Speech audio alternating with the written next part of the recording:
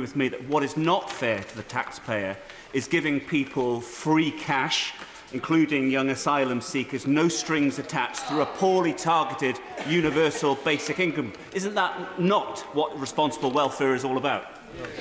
Well, Mr. Speaker, the right honourable gentleman is absolutely correct, and it really is extraordinary that the Welsh Labour Party want to spend millions of pounds on handing out a universal basic income to people, including asylum seekers, and then not only that, Mr. Speaker, but to then exempt them from having to pay the same legal bills that the rest of us would be subject to. This government is going to continue supporting the most vulnerable in society, and that's why I'm very pleased not only with the raising of pensions, benefits and minimum wage in line with inflation, but the extra payments made to those most in need. Alex Davies-Jones. Speaker, last week, in response to the cost of living crisis, the Labour government in Wales increased the educational maintenance allowance to £40 per week. This boost is a lifeline to thousands of students in Wales, and I'm proud that we have a Labour Party stepping up to help while the UK government have turned a blind eye. Now, I'm sure the Secretary of State welcomes the uplift, so can he therefore share what discussions he's having with his Cabinet colleagues to ensure that the UK government can once again follow the Welsh Labour government's lead? Well, Mr. Speaker, I can assure the honourable lady that there are no circumstances under which the UK Conservative government would want to follow the lead of the Welsh Labour government, which is coming forward with policies such as raising taxes by wanting to charge people for using the motorways, bringing in a tourism tax, Mr. Speaker, and even scrapping meal deals. How is that going to help a cost of living crisis? Mr. Speaker, just hammering home the point that has already been raised, does the Secretary of State agree with me that it speaks to the kind of values that the Labour Party have, that they are prioritising providing huge support for those who have illegally entered our country over maximising cost of living support for Welsh citizens? And actually the same might be the case in England if the Labour government were ever to be elected. The honourable gentleman is absolutely correct, and the humanitarian response is to disincentivise people from risking their lives by crossing the channel illegally and arriving here in small boats. And that's why last night I jointly signed a letter which rejected what the Welsh Labour government are asking for. We're not prepared to see the Welsh Labour government handing out universal basic incomes to people who shouldn't be in this country in the first place, and then on top of that to provide them with legal funding and lawyers so that they can challenge the decision being made by the government. These are not the priorities that the Welsh people have. Shadow Secretary of State Jo Stevens. Thank you, Mr. Speaker. Inflation is still over 10%, and last month the Chancellor imposed a stealth tax by freezing personal allowances. And today, as we've heard, the Office for National Statistics has confirmed that food prices have risen at their fastest rate for 45 years. So how does the Secretary of State expect Welsh households to afford even the most basic supermarket essentials when those have increased by almost 25% this year? Well, Mr. Speaker, of course the honourable lady is correct that we have had financial problems as a result of having to spend £400 billion during the COVID pandemic and the inflation which has been caused by the illegal invasion of Ukraine. And that's why the government has continued to support the most vulnerable in society. But the fact of the matter is the Welsh Labour's government response to all of this seems to be to squander taxpayers' money. £100 million going to create extra members of the Senate, £150 million wasted building on plans for a relief road that was never going to be built, and now millions more pounds to be spent on our universal basic income and legal fees for asylum seekers. Jo Stevens. The Secretary of State mentioned inflation earlier, but of course falling inflation doesn't mean prices are falling, just that the rate of the price rises is slowing. And if Cabinet Ministers can't get a grip on basics like that, no wonder the economy's in such a mess. So isn't the reality this? His government continues to fail households right across Wales whilst protecting and rewarding the super wealthy, refusing to abolish non-dom status and giving a huge pension bung to the top 1%. Well, Mr. Speaker, first of all, of course, the so-called top pension bung was for doctors, which is something actually that members of the Labour Party had called for themselves. And if the honourable lady is seriously worried about food prices, perhaps she could explain why it is that the Welsh Labour government want to scrap meal deals and stop people enjoying a drink and a packet of crisps with their food. The fact of the matter is, Mr. Speaker, we will prioritise our help towards the most vulnerable, while the Welsh Labour government continues to squander it on people who don't need it. Liz Saville-Roberts. Iawn Lefarydd. My constituents Malcolm Atherton and Beth Clwer run a cafe in Trawsfynydd, and they've had to face the heartbreaking decision to hibernate their business in the face of cripplingly high energy bills. Small and medium businesses are the beating heart of the Welsh economy, and they employ 62.6% of Welsh workers. Yet they received no additional support with their energy bills from the Chancellor in the spring budget. To ensure that Malcolm and Beth can one day reopen their cafe, will he be urging his colleagues in the Treasury to increase the energy support available to small businesses? Here. Well, Mr Speaker, the Honourable Lady will be aware that the Government have provided an unprecedented package of subsidies for businesses through this winter worth £18 billion, and those were figures set out by the OBR. And then in addition to this, there's been things like the freeze on fuel duty. So I am very sorry to hear about the circumstance that some individual businesses face, but I can absolutely assure the Honourable Lady that supporting businesses through this difficult time remains a priority for this Conservative Government.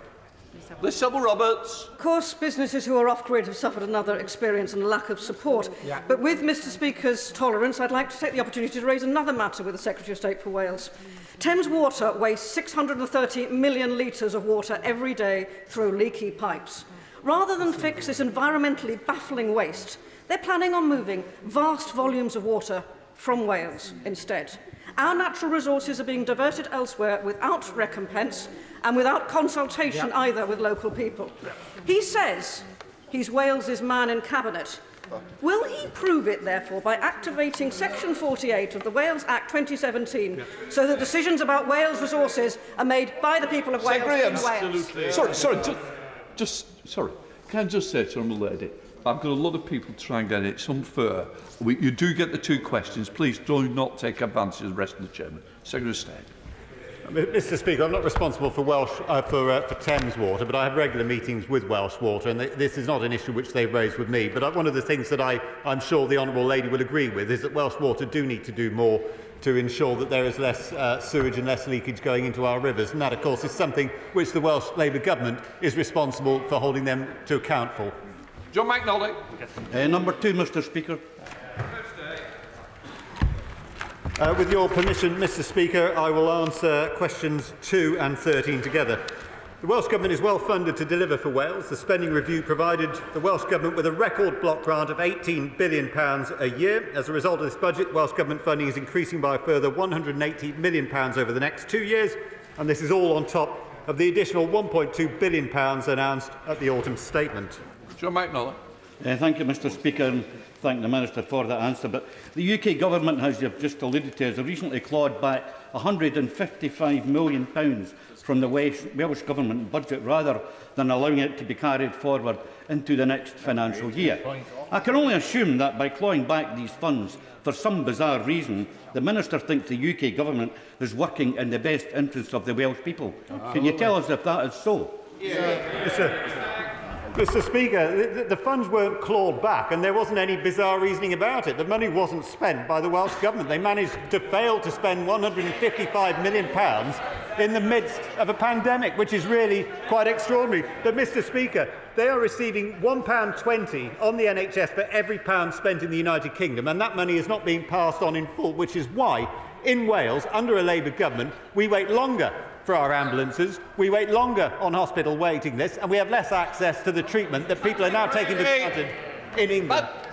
Secretary of State. Making the case for precisely the kind of financial flexibility the devolved administrations require. The reality of inflation and mishandling of the economy is that the Welsh budget is worth £4 billion less than it was when it was first agreed, and the same thing's happening in Scotland. So if the government won't adequately finance the devolved institutions, why won't they devolve reasonable borrowing powers so we can make sure that adequate budgets are set for the benefit of our constituents?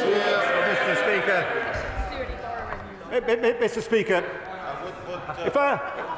if I ever decide that I want to have some lessons in sound management of public finances, I probably won't be asking the Scottish National Party.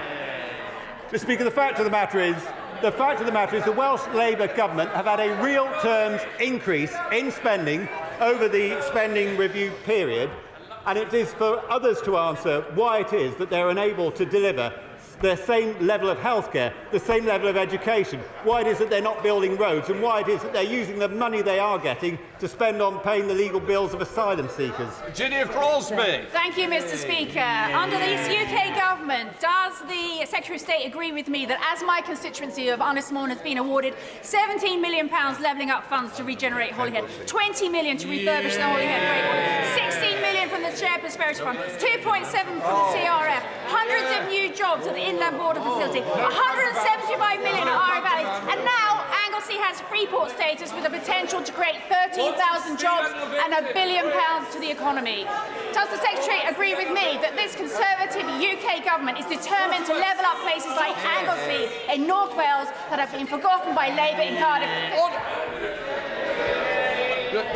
Can we just try and help it? I want to get more people in. The only way I can do that with shorter questions. Secretary of State. Well, Mr. Speaker, others in this House may try to shout the Honourable Lady down, but they won't succeed because she has been absolutely unstinting in her support for her constituency. And it's no coincidence that the Prime Minister wanted to go to Innismon to make that the first place he visited as the Prime Minister to celebrate the announcement of the growth deals, which are going to deliver jobs and levelling up across the whole of Wales and the United Kingdom. The fabricant. Thank you, Mr. Speaker. Diolch indeed. Many of my constituents, including myself actually, visit Tywyn in Gwynedd. Is my right honourable friend aware that people need healthcare there, funded of course by the grant? And yet Tywyn Hospital has closed its minor injuries unit, it's closed its inpatient ward. Will my right honourable friend speak to the Welsh Health Minister and discuss how English tourists will get proper health care when they're on holiday in Wales? Mr. Speaker, I'm as ever grateful to my honourable friend for his comments. Unfortunately, the fact of the matter is I'm unable to give a detailed answer because the National Health Service is devolved in Wales. But I very much hope, Mr. Speaker, that Welsh Labour government ministers will want to explain why it is that with all of the extra money that they're getting, with the extra money that they're getting above the money that is given to the National Health Service in England, they're unable to deliver the same standards of healthcare, or for that matter education, as those which we take for granted under a Conservative government run in Westminster. Number 3, Mr. Speaker. Thank you, Mr. Speaker. The Secretary of State has regular discussions with Cabinet colleagues on a range of topics. In England, we have committed to tackling issues in the private rental sector, including improving standards through the introduction of the Decent Homes Standard and providing tenants greater security by banning no-fault evictions. However, as the Right Honourable Member will know, rental issues in Wales are a matter for the Welsh Government. Thank you, Mr. Speaker. Low-quality, expensive private rented accommodation is a problem not only in Wales but throughout the UK. Would the Minister agree with me that we need more council housing built to a high standard? And would he join with me in praising Flintshire County Council for their excellent programme of council house building, which would be an example to the rest of the country, but we need more investment in this area overall? Well, I thank my right honourable friend for that question. North Wales certainly has a deficit of housing, as do many other areas, and certainly that needs to be addressed through building more homes, as he says.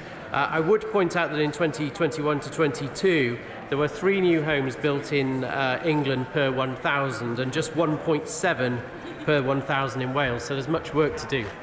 Jones. Good morning, Mr. Speaker. According to RentSmart Wales, the number of registered landlords in Wales fell by 328 during the 2 years to January of this year, and there were 301 fewer rental properties available.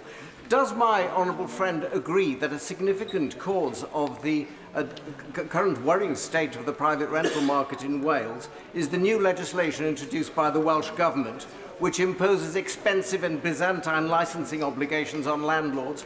And does he also agree with the Labour Cabinet Member for Housing on Torfaen Borough Council, Councillor David Daniels, who recently told the Council Scrutiny Committee that the new law was the straw that broke the camel's back because for landlords it's just been one thing too many? Well, I thank my right honourable friend and constituency neighbour. I think he is perfectly right to raise this issue. He's referring to the Renting Homes Wales Act, and while it may be well-intentioned, the fact of the matter is there's a shortage of housing, and in fact, if you want to keep landlords in the market, you need to incentivise it for them. So the mandatory regulations and costs imposed are really at the wrong time.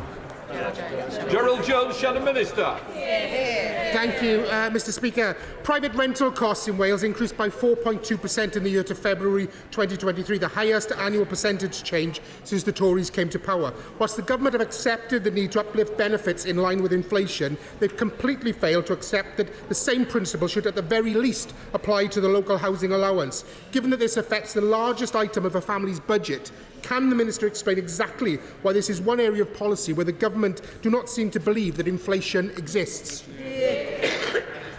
Thank you, Mr Speaker. He will be aware that the local housing allowance rates were raised to the 30th percentile in 2020, and that there is also support through the discretionary housing payments scheme. There is, in addition to that, of course, the whole array of support that's been provided through the recent cost of living pressures. Liz Twist. Question 4, Mr Speaker.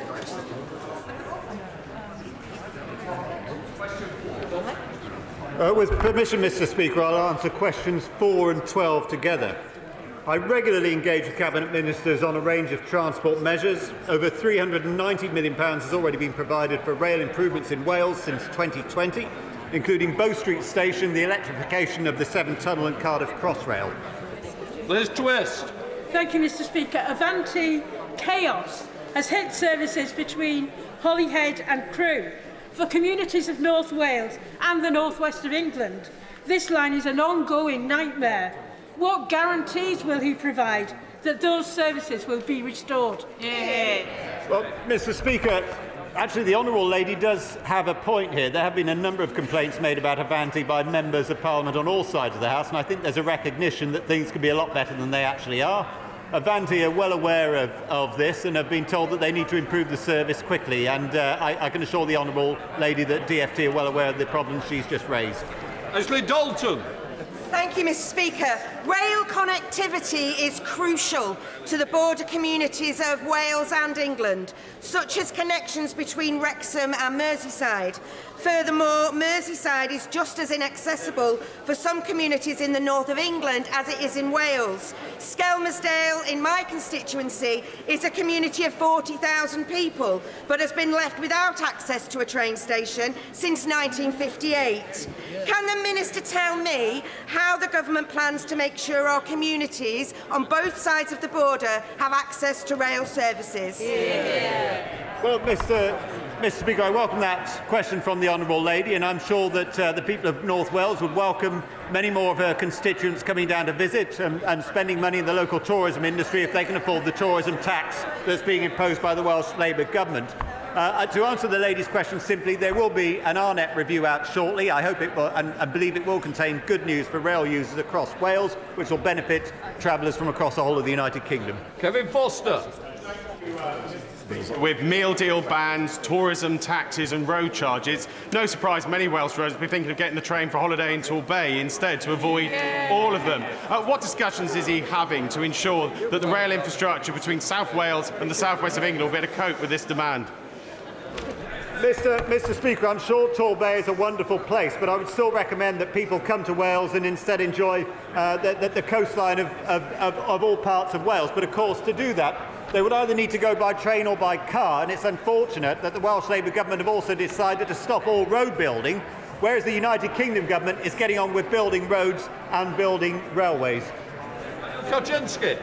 Mr Speaker, one of the most important rail links into mid-Wales is the one through Shrewsbury. We're very proud being a border community and our links with Wales. We are campaigning for electrification of this line from Birmingham to Shrewsbury and beyond to Wales. Will he take an interest in our project to try to electrify this vital artery for residents in mid-Wales? Well, Mr Speaker, I will of course take an interest in this matter, but it is a matter more for the DFT than for my good self. But what I have taken an interest in is the fact that there is a great deal of work going on in the Forest of Dean area to ensure that that commuters on both sides of the border are able to enjoy more reliable rail travel. Robbie Moore. Number 5, Mr. Speaker. Thank you, Mr. Speaker. The spring budget delivered for Wales. As announced in the budget, the government will provide £20 million to restore the Holyhead breakwater, will deliver at least one investment zone in Wales, and will provide up to £20 billion for the development of carbon capture, usage and storage across the UK, which Wales is well placed to benefit from. More. Thank you, Mr. Speaker. The UK government proved time and time again that they are delivering for Wales, whether that's through supporting hundreds of thousands of households with the energy price guarantee or the £20 million Holyhead breakwater. However, does my right honourable friend agree with me that Labour Welsh governments are advertising Wales as closed for business with its recent ban on road building and tax on tourism? Well, I couldn't agree more with my honourable friend. The Welsh Government's response to the roads review was more of a road block than a response, and there's been a widespread rejection of the tourism tax from the sector, including from UK hospitality, who've called it anti-competitive. The contrast between the approaches of the two governments is stark, Mr. Speaker. The UK government is striking trade deals and promoting Britain open for business, while the Welsh Government seems focused on punishing small business owners. Sir Christopher Bryant. Thank you very much, Mr. Speaker.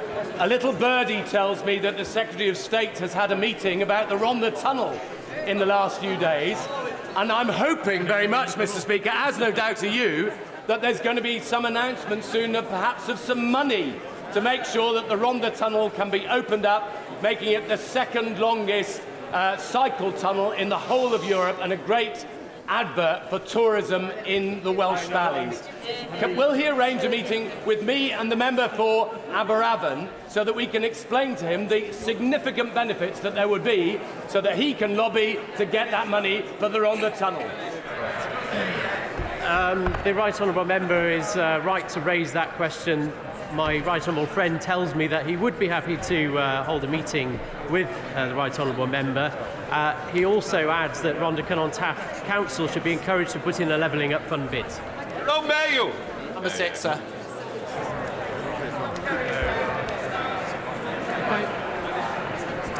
Thank you, Mr. Speaker. I do indeed have discussions with the Welsh Government about the adequacy of Welsh healthcare services, most recently about Betsy Cadwaladr University Health Board being put back into special measures. It should be noted, however, that the Department for Health and Social Care regularly engages and collaborates with the Welsh Government to share best practice on achieving better outcomes for patients UK-wide. Gerard Mayo. Mr. Speaker, the Secretary of State has just told us that the Welsh Government receives £1.20 in health funding for every pound spent in England. And yet, despite this, the Welsh Government, the only government in the United Kingdom which is actually cutting funding to the NHS. So does my right honourable friend agree with me that the Labour Party has proved incapable in office of running health services? Thank you, Mr. Speaker. I do very much share his concern across Wales and especially in North Wales. And yesterday, the latest troubling revelations about Betsy Cadwaladr, we learned that the First Minister was wrong to state that the Auditor-General had recommended taking the board out of special measures just prior to the devolved elections of 2020. And when it comes to funding, Mr. Speaker, Welsh Government may repeatedly call for more money, but they're the only government in the UK to cut health spending. And in the latest budget, they've set out plans to cut day-to-day spending on the delivery of NHS services in real terms this year compared to last, while the UK government's providing a real terms in... Thank you. Question number 7, sir.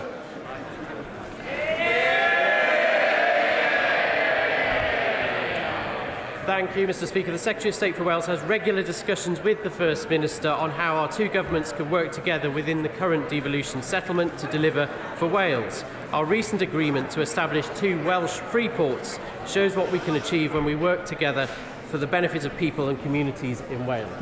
Rob Roberts. Thank you. Given that the Senedd only sits for 2 days a week, and if yesterday's reports are anything to go by, the First Minister is less than truthful with his answers anyway, can my honourable friend fathom any reason why they need to expand Senedd membership by 60% at huge cost to the Welsh taxpayer? And does he agree with me that the Welsh people should be asked whether they want more MSs, only working 2 days a week? Well, the honourable member is right to ask that question. I fully agree with him that the last thing people in Wales want is more politicians in Cardiff Bay. and the Welsh Government would be better spending the estimated £100 million that the proposals would cost on public services. So if the Welsh Government and their separatist allies are so confident that these proposals should progress, then I agree they should seek the agreement of people in Wales through a referendum. We now come to Prime Minister's questions. Abhinav Pongasari. Question number 1, Mr. Speaker. Prime Minister. Mr. Speaker, later today I will return to Belfast to mark the 25th anniversary of the Belfast Good Friday Agreement. It's an opportunity to thank some of the leading architects of peace for their courage and the pivotal role they play to set the groundwork for a better future for the people of Northern Ireland. We will also commemorate those who are no longer with us. Mr. Speaker, this morning I had meetings with ministerial colleagues and others in addition to my duties in this House. I shall have further such meetings later today. Thank you, Mr. Speaker. We're in the middle of a housing crisis with mortgages soaring, rents rising and house building set to a post-low. And just last week, with an interview with the Conservative Home, the Prime Minister admitted his disastrous decision to drop housing targets to appease Tory party members. Can the Prime Minister please explain to the House why the views of 1,000 members are more important to aspiring homeowners families across the country? Well, Mr. Speaker, on this side of the House, we believe in empowering local communities to make the decisions that are right for them and to protect their green spaces. And the place where it's most acutely where house building is not keeping up with need is in Labour-controlled London. Thank you, Mr. Speaker. It's been reported that the Welsh Labour Government is going to incentivise people smugglers by offering £1,600 of taxpayers' money every month to asylum seekers. Can I ask my right honourable friend for an assurance that he will never contemplate such a daft idea in our small boats bill? Well, Mr. Speaker, I know my noble friend Lord Bellamy and the Secretary of State for Wales wrote to the Welsh Government yesterday confirming that we would not be undertaking their request. Now, I know that the Labour leader has said that the Welsh Labour Government is his blueprint. And unbelievably, as my honourable friend said, Labour in Wales are trying to pay illegal migrants £1,600. Mr. Speaker, we're stopping the boats. Labour's paying for them. We now come to the Leader of the Opposition, Keir Starmer. Thank you, Mr. Speaker. The Tory party chair says that public services are in pretty good shape. Has the Prime Minister met a single member of the public who agrees with him? Prime Minister. Mr. Speaker, because of the record investment that we're putting into public services like the NHS, we're now getting waiting lists down. Because of the reforms that we've made to our education system, more children are studying in good and outstanding schools. Because that's what you get with a Conservative government: more funding, more reform, and better outcomes for Britain. He's living in another world to the rest of us. People waiting more than 2 days from an ambulance because they broke the NHS.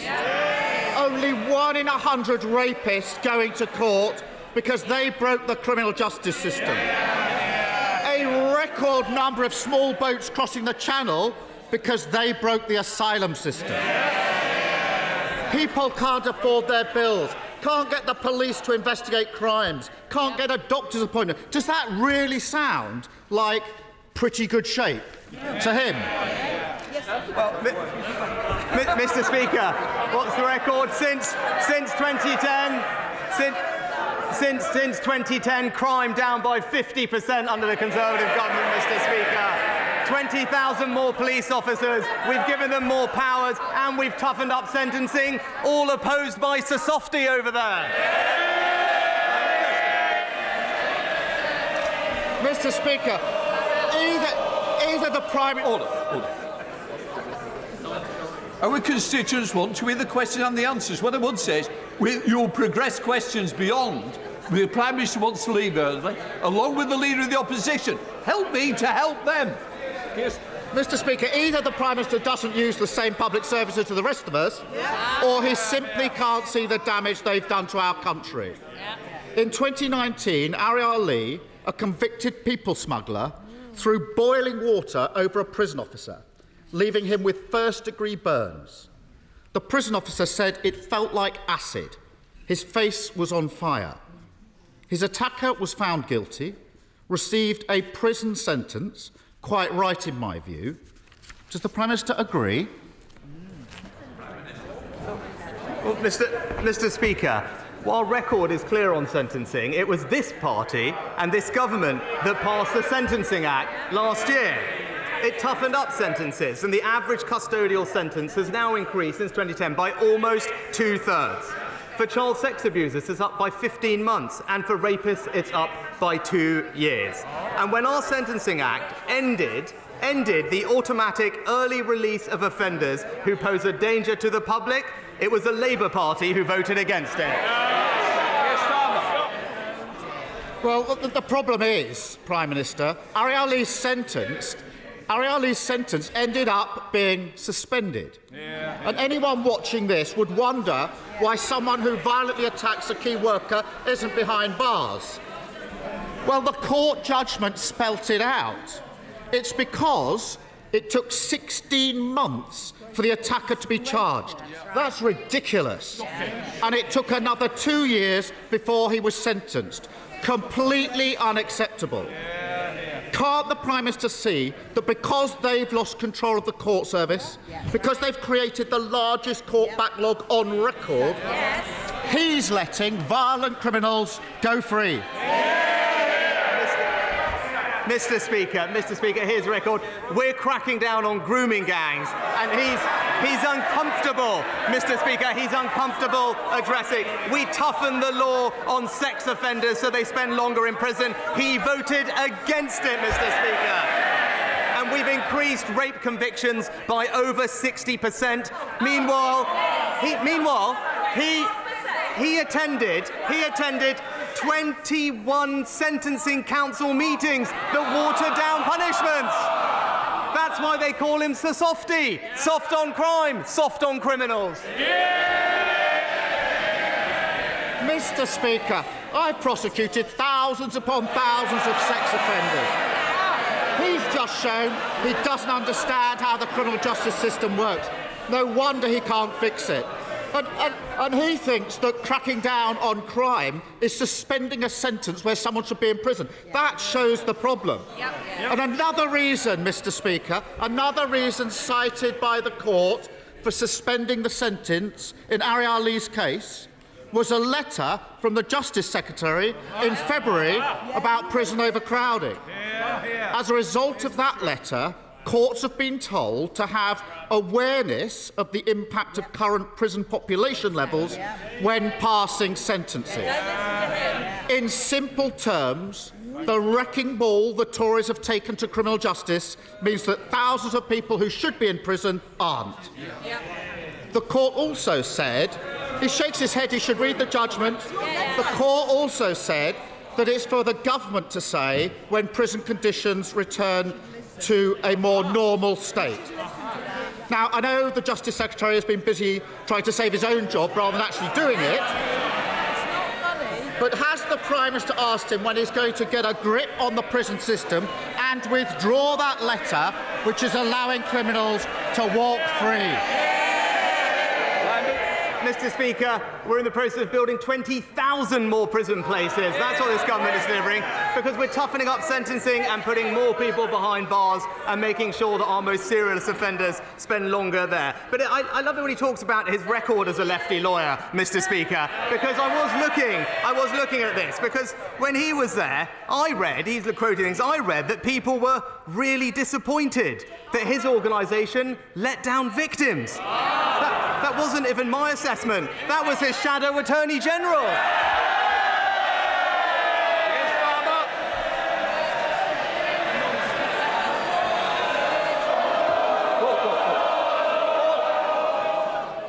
I want to get through these questions, so do my constituents. If there's any member whose constituents they aren't interested in, please leave the chamber. Keir Starmer. Well, Mr. Speaker, when I was in office as Director of Public Prosecutions, those benches my greatest supporters. In 2013, the Home Affairs Select Committee said, we would like to commend the work of the Director of Public Prosecutions, Keir Starmer. he's striven to improve the treatment of sexual assault. They go on to say...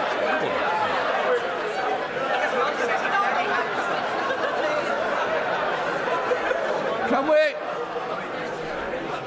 Prime Minister's questions matter to our constituents.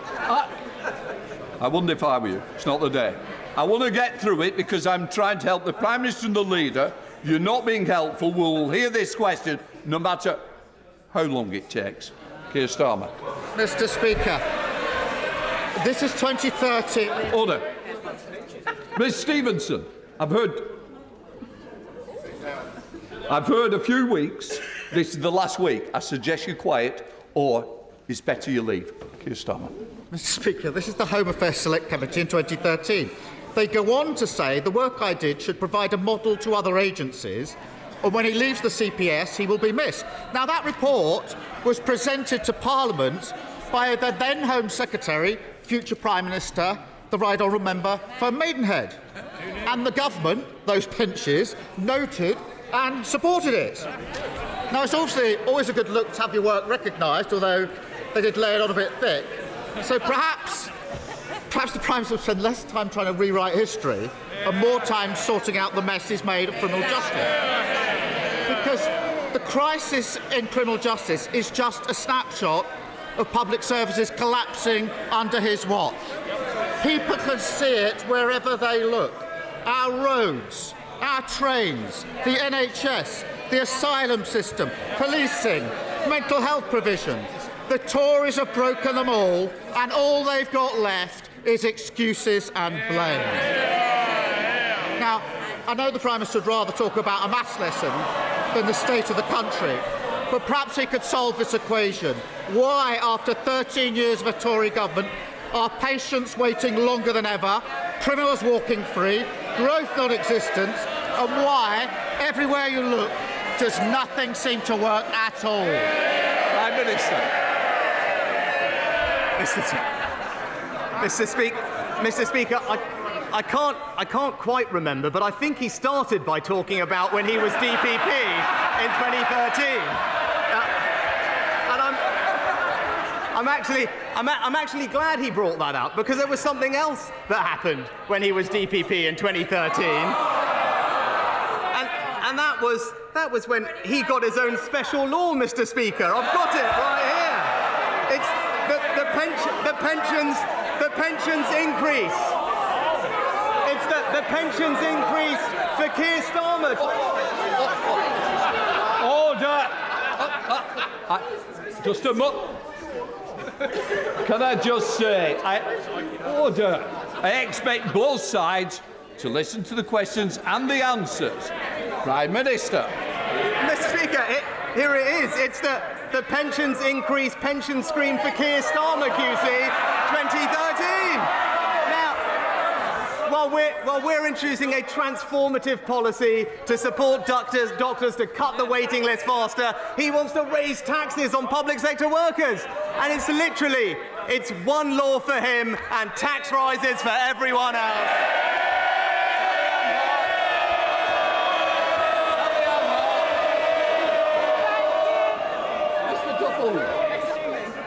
Don't let me double down on you. Please, Sally Ann Hart. Mr. Speaker, recently I presented a Prime Minister's Point of Light Award to Joan Willett, nearly 107, for her fundraising for the British Heart Foundation. And two other Hastings and Rye residents, Anthony Kimber and Alistair Felly, were celebrated as community champions at number 10. Will the Prime Minister join me in thanking all our fantastic volunteers and community champions, not only in Hastings and Rye, but throughout the United Kingdom, and will he continue to bring them together in celebration? Can I thank my honourable friend, and I'm absolutely delighted that Joan received her Points of Light Award, and volunteers and community champions like Joan and Anthony and Alistair all make important contributions to their local community, and we're all very grateful to them. In fact, every month, Mr. Speaker, millions do the same thing. They deserve our praise. Their generosity is integral to what makes our country and our community special, and it's right that we do everything we can to celebrate them. Leader of the SNP, Stephen Flynn.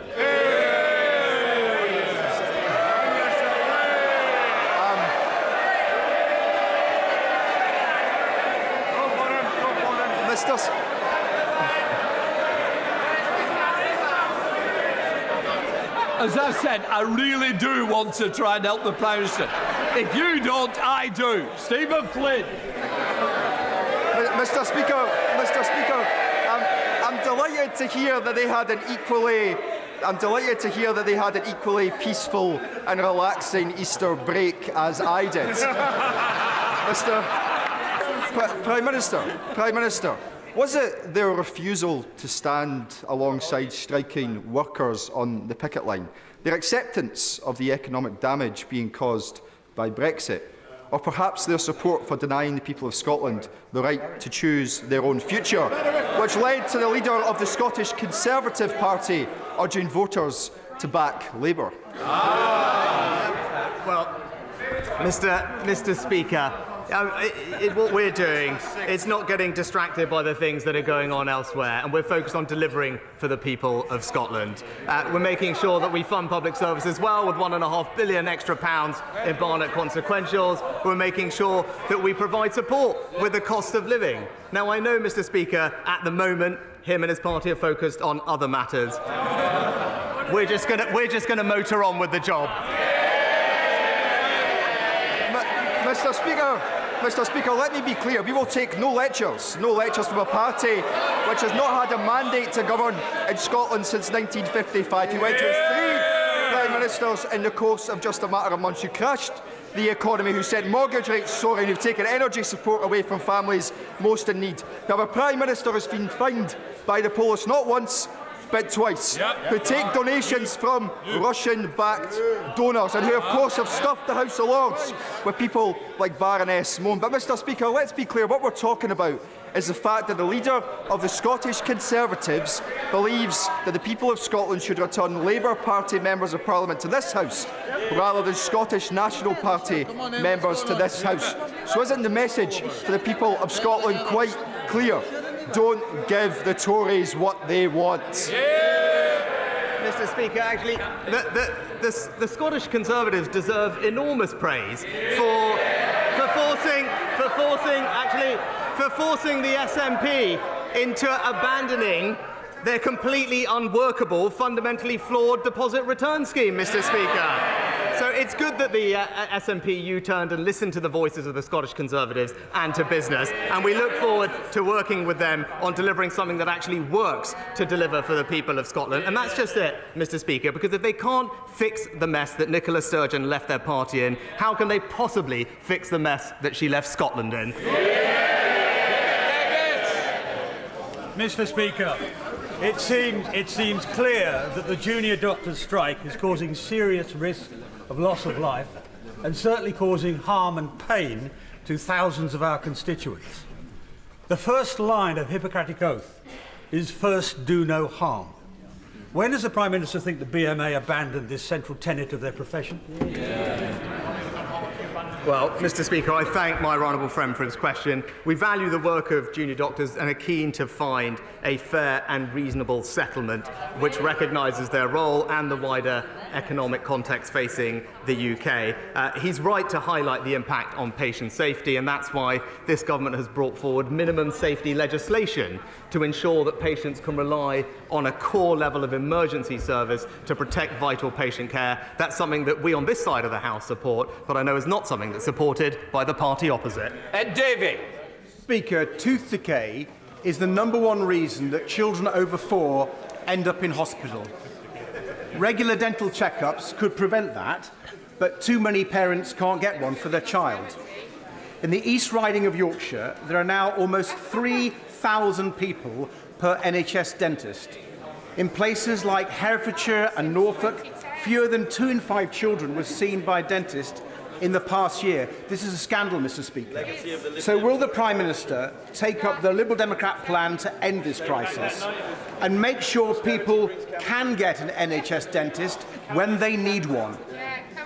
Well, Mr. Speaker, the NHS recently reformed dentistry contracts, which will improve access for patients. Dentistry receives about £3 billion a year. There are around 500 more dentists delivering care in the NHS last year than the year before. He mentioned children. I'm pleased to say that almost 45% more children saw an NHS dentist in that year compared to the year before. Anne-Marie Morris. Thank you, Mr. Deputy Speaker. The Prime Minister's question time on the 4th of February 2015, David Cameron said he was determined to do whatever it took to fix the Dawlish railway line, the only route to the southwest. Phase 4 risks losing part of its agreed funding, while Phase 5 falls foul of a 10-year moratorium on new funding. The line is only as resilient as its weakest link. Will the Prime Minister commit to getting this resilience programme back on track and fully funded? Mr. Speaker, we're committed to improving the resilience of this iconic stretch of railway. It provides a vital link for people in the South West. That's why today we've invested over £165 million in delivering solutions to protect the line, and I know Network Rail is continuing to develop the case for further investment, and my honourable friend will be keen to feed into that. Bristol Law. Thank you, Mr. Speaker. Mr. Speaker, this week my city of Dundee not only announced its flights will be connecting with Heathrow, but also the Scottish Government's commitment to Dundee being at the forefront of making Scotland a major world economy, both bringing investment, jobs and opportunity. However, the UK Government seems to have a problem with this. Mr. Speaker, Scotland's international engagement is to be reduced. Despite being paid for through Scotland's wealth and taxes, UK ambassadors and diplomats have been instructed to obstruct the Scottish Government's international engagement, with every foreign nation worldwide told not to deal with the Scottish Government directly. This, Mr. Speaker, has already been described as, and I quote, smacking of a parent trying and failing to control a teenager. So will the Prime Minister assure me and the businesses, wealth creators and most importantly my constituents that want to see Dundee and Scotland prosper, that while Scotland's short time left in this unequal union remains, Scotland will neither be put back in a box or will be bending knee? Well, Mr. Speaker, I'm actually pleased to say that we are supporting the communities of Dundee. They received £14 million in the Levelling Up Fund to support Green Transport Hub in the city centre. It's a demonstration of the UK Government wanting to invest in communities in Scotland and deliver for Scottish people. Sir Keith Batty. Thank you, Mr. Speaker. On Saturday, I joined my 17-year-old constituent Alfie Ford in walking to raise funds for the National Autistic Society. Alfie's mission is to walk 15,000 steps every day in the month of April to raise awareness around autism and to show that every autistic person deserves the best chance in life. This Saturday, he's walking from Birmingham City Football Club to Edgbaston Stadium and then back to Birmingham City Football Club. Will the Prime Minister join me in wishing Alfie the very best for his walk and his noble mission to change the way people think about autism for good? Can I start by praising Alfie for his fantastic efforts? He's an inspiration not just to his community, but to many others, and I wish him the best of luck for Saturday. Our autism strategy sets out our ambition to ensure that autistic people across all parts of the country get the support they need to live fulfilling and happy lives, and I look forward to seeing Alfie's progress on the rest of his journey. Do you see MacDonald? Mr. Speaker, my constituent Lisa and her civil service colleagues have worked tirelessly and with distinction during some of the most challenging times. But she's fed up with ministers patting them on the back, all the while imposing derisory 2% and now 4.5% pay rises, despite years of pay restraint and now double-digit inflation. She asks simply, why should I keep working for a UK government that treats its workers with such contempt? So, will the Prime Minister stop with the myths and excuses and start negotiating a fair deal with the unions? Well, Mr. Speaker, I pay tribute to all our hard-working public sector workers for the job they do. We have a well-established independent pay review body process for making sure that we can have pay settlements that are fair and affordable, and I'm very pleased that we reached agreement with many unions on those pay settlements, and I hope that those members vote in support of them. Thank you, Mr. Speaker. Would my right honourable friend agree with me that those who seek to criticise the Conservative record on law and order should look in the mirror and ask the question, who was Director of Public Prosecutions for some of those years? Well, Mr. Speaker, my right honourable friend is absolutely right. Our record is clear. We've halved crime since 2010. Neighbourhood crime has fallen 25% just in the last few years. Criminals are spending longer in prison, and crucially, we, unlike the party opposite, are giving them the powers they need to tackle violent protests. Owen Thompson. Mr. Speaker, my elderly constituent Anne has been in Turkey for 5 weeks now after her husband suffered a devastating brain bleed and is now in intensive care after their holiday insurance, Stay Sure, refused to pay medical bills and have so far refused to engage with me. This has resulted in Anne being stuck with extortionate medical bills and surgery costs which she has covered using their life savings. With finances running out, they're both stranded and have been advised that they'll need to find at least £50,000 to pay for an air ambulance to bring them home. Will the Prime Minister meet with me to consider all the possible options to support constituents like Anne and her husband in difficult situations like this, especially where insurance companies abdicate all responsibility? Can I thank the honourable gentleman for his question? I'm very sorry to hear about the case that he raises. My thoughts, as I'm sure everyone's, will be with Anne and her husband at this difficult time. I will ensure that he gets a meeting as soon as possible with the relevant minister to discuss and progress this case further. Rick Baldwin. Thank you, Mr. Speaker. Can I tell a tale of two councils? My constituents who live in Conservative-controlled Wychavon District Council have enjoyed 6 years of council tax freezes and excellent public services, while my constituents who live in the Malvern Hills District Council area, which is run by a ragtag bag of so-called independents and Greens, pay nearly 50% more in council tax for a bandy property. Does the Prime Minister agree that the best thing that my constituents can do for the cost of living is to vote Conservative on the floor? My honourable friend is of course right. Right across the country, those in Conservative councils pay lower council tax than those of the party opposite. And the choice at this election is clear. It's the Conservatives that deliver for you. It's Labour that costs you. Thank you, Mr. Speaker. Thank you, Mr. Speaker. This week, the Women's Rights Network published a report by criminologist Professor Joe Phoenix called When We Are at Our Most Vulnerable, revealing that between January 2019 and October 2022, which includes the pandemic lockdown, of course, there were a staggering 6,539 reported rapes and sexual assaults in UK hospital settings. That's an average of 33 incidents every single week. And as 8 police forces did not provide any data, the real figures are bound to be significantly higher. What can the Prime Minister and his government do to ensure that all women, staff and patients are safe in Britain's hospitals?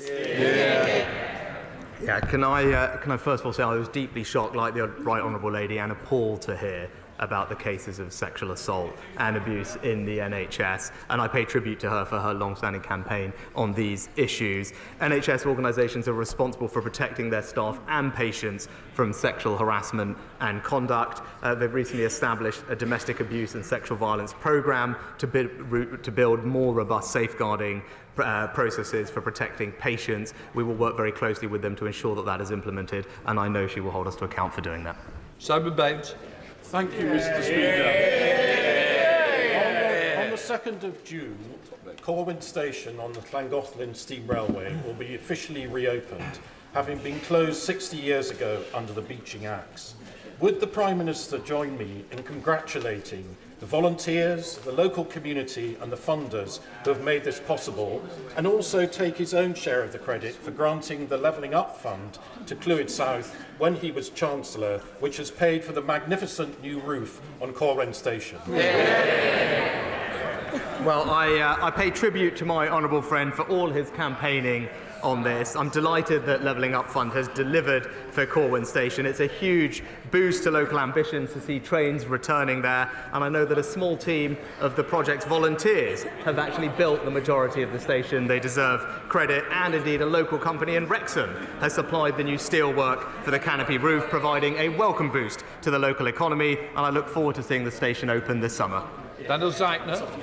Mr. Speaker, over recess I was invited to visit one of the major supermarkets in my constituency to discuss food waste. But what struck me most was the experience of shop workers on the front line. They told me they expect to suffer a violent assault every single day they go to work. So while more maths might always be helpful, what is this out-of-touch Prime Minister doing to make sure that people can be safe in their workplace? Well, Mr. Speaker, everyone deserves to be safe in their workplace, and that's why we're making sure that through our Sentencing Act we have appropriate sentencing in place for that, and more generally making sure that there are police officers and community support officers across the country to help combat crime. We'll happily look at future sentencing when we look at reviews of that case. Thank you, Mr. Speaker. Leadership and teamwork delivered Bolton Wanderers' superb 4-0 victory in the Papa John's Trophy at Wembley. It's delivering the Bolton College of Medical Sciences and delivered Ayub Patel's superb Rungworth by-election victory. So, what message does my right honourable friend have for Councillor Patel and all the campaigners, candidates and activists as we run into this festival of democracy, our local elections? Prime Minister. Well, Mr. Speaker, can I share in my honourable friend's congratulations for all those in Bolton, but also my commiserations to those in Plymouth, especially actually our party chairman, who's an avid supporter of the Green Army. But most importantly, I welcome the election of Councillor Patel, and I look forward to him joining our other councillors in delivering for their local areas with less crime, lower council tax, and importantly, filling more potholes. Alistair Carmichael. Thank you, Mr. Speaker. Last week, the Home Office announced that they would not be setting up a bespoke visa scheme for the fishing industry of the sort that is already available for people working in fish farms and in offshore wind farms. They also told skippers that crew previously employed by them under a temporary scheme had to stop working immediately. As a consequence of that announcement, in fishing ports around the coast today, many fishing boats are tied up, unable to go to sea. It's the only time the Home Secretary has been successful in our stated ambition of stopping the boats. The Prime Minister and his party promised our fishermen a sea of opportunity if they would support them. But what's the point of a sea of opportunity if you can't get crew to fish in it? Well, Mr. Speaker, I'm not sure I recognise the characterisation that the honourable gentleman put forward. We are proud champions of the UK's fishing industry, not least with our £100 million investment in fishing communities, but when we're always looking to engage with them to make sure that they get the support they need. Crucially, all the opportunities that are there for them because of Brexit, we're keen to make sure that we deliver. Jane Hunt. Join me in thanking Lorna and Shirley of the Marios Tenente Centre and local churches in Loughborough for all their hard work in establishing a community allotment. Local people use the facility as a great place to get outdoors, as well as a relaxing place to be. Mr. Speaker, can I pay tribute to Lorna and Shirley for all their fantastic work? Allotments can do wonders, not just for, as she said, providing food, but also well-being and a place of sanctuary for people around the country, and they deserve enormous praise for creating one for the benefit of their community. That completes Prime Minister's questions.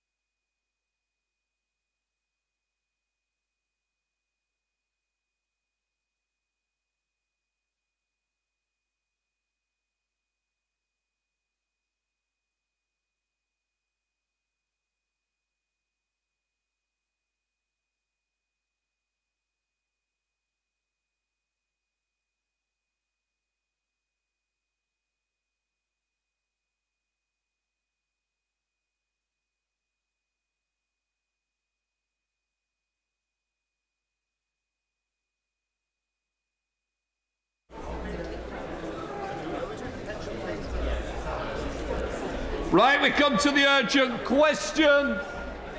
Yvette Cooper. To ask the Home Secretary to make a statement on secret police stations operating in the UK by the CCP. Minister. Thank you, Mr. Speaker. Ordinarily, my colleague, the Security Minister, would have responded to this question because it sits in his portfolio. He is, however, in Northern Ireland today, so they've asked me to respond in his place. Mr. Speaker, the latest reporting in the Times on the so-called overseas police stations are, of course, of great concern. As the Security Minister said in his previous statement on this matter in November last year, investigations by the law enforcement community are ongoing, which of course limits what I'm able to say in this House on a live investigation on a sensitive matter, as members of this House will of course appreciate. I don't want to say anything that would jeopardise any operational investigations or indeed any potential future prosecutions.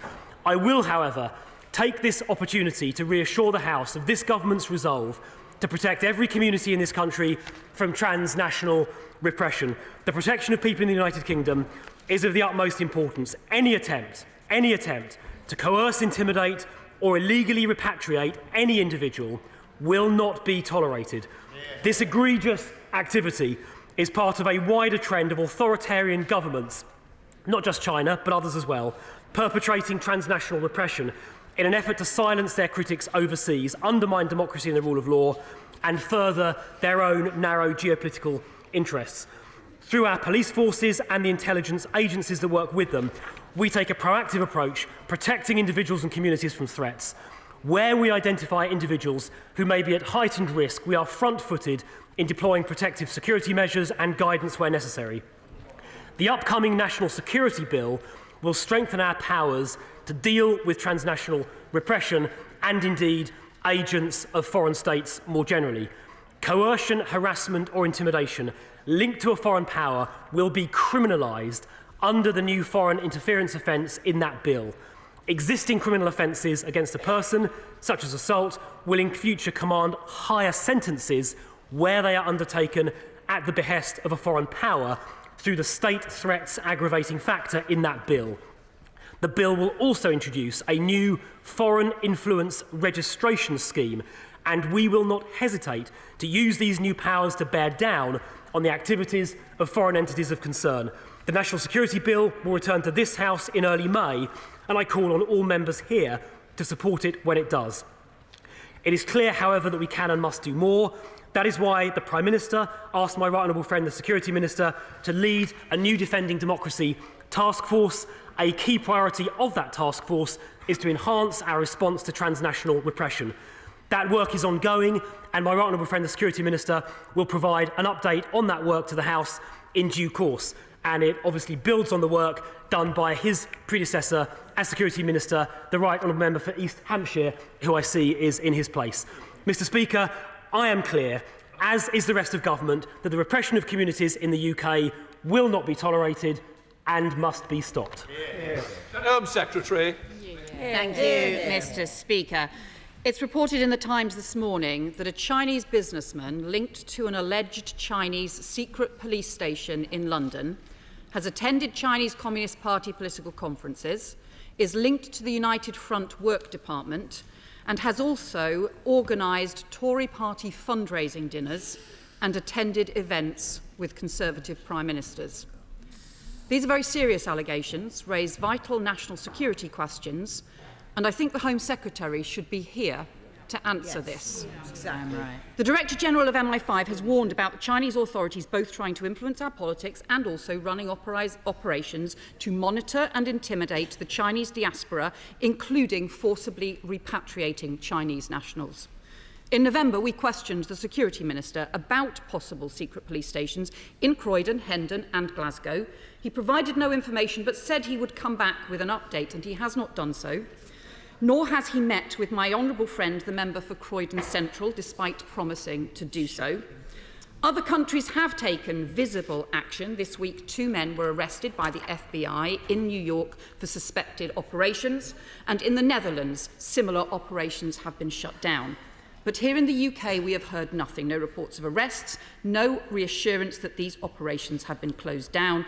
And instead, we're told one of the key individuals has been vice chairman of the Chinese group Fundraising for Conservative Association in the City of London and has attended party-organised events with 2 out of the last 3 Conservative Prime Ministers. So can he tell us the full extent of this individual's involvement with the Conservative Party and his contact with any government ministers, and what action ministers and the party have taken? Can he tell us what they have done about the alleged secret police station in Croydon and elsewhere? Has its operations been closed down?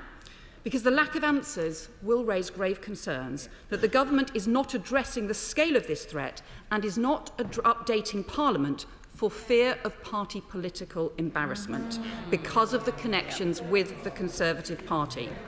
That is not good enough. Party political concerns must never, repeat, never be put before our national security. The country deserves answers. Yeah. Thank you, Mr. Speaker. Now, the Shadow Home Secretary asked a number of questions in relation to the specific individual named in the Times today in connection with his activities in Croydon, which, as a Shadow Home Secretary, will appreciate, it's the borough that I represent in Parliament as well. It's of great concern to me as well as to the member for Croydon Central. What I can tell the House is that I've been briefed today, as you would expect, at short notice. It's not my ordinary ministerial portfolio.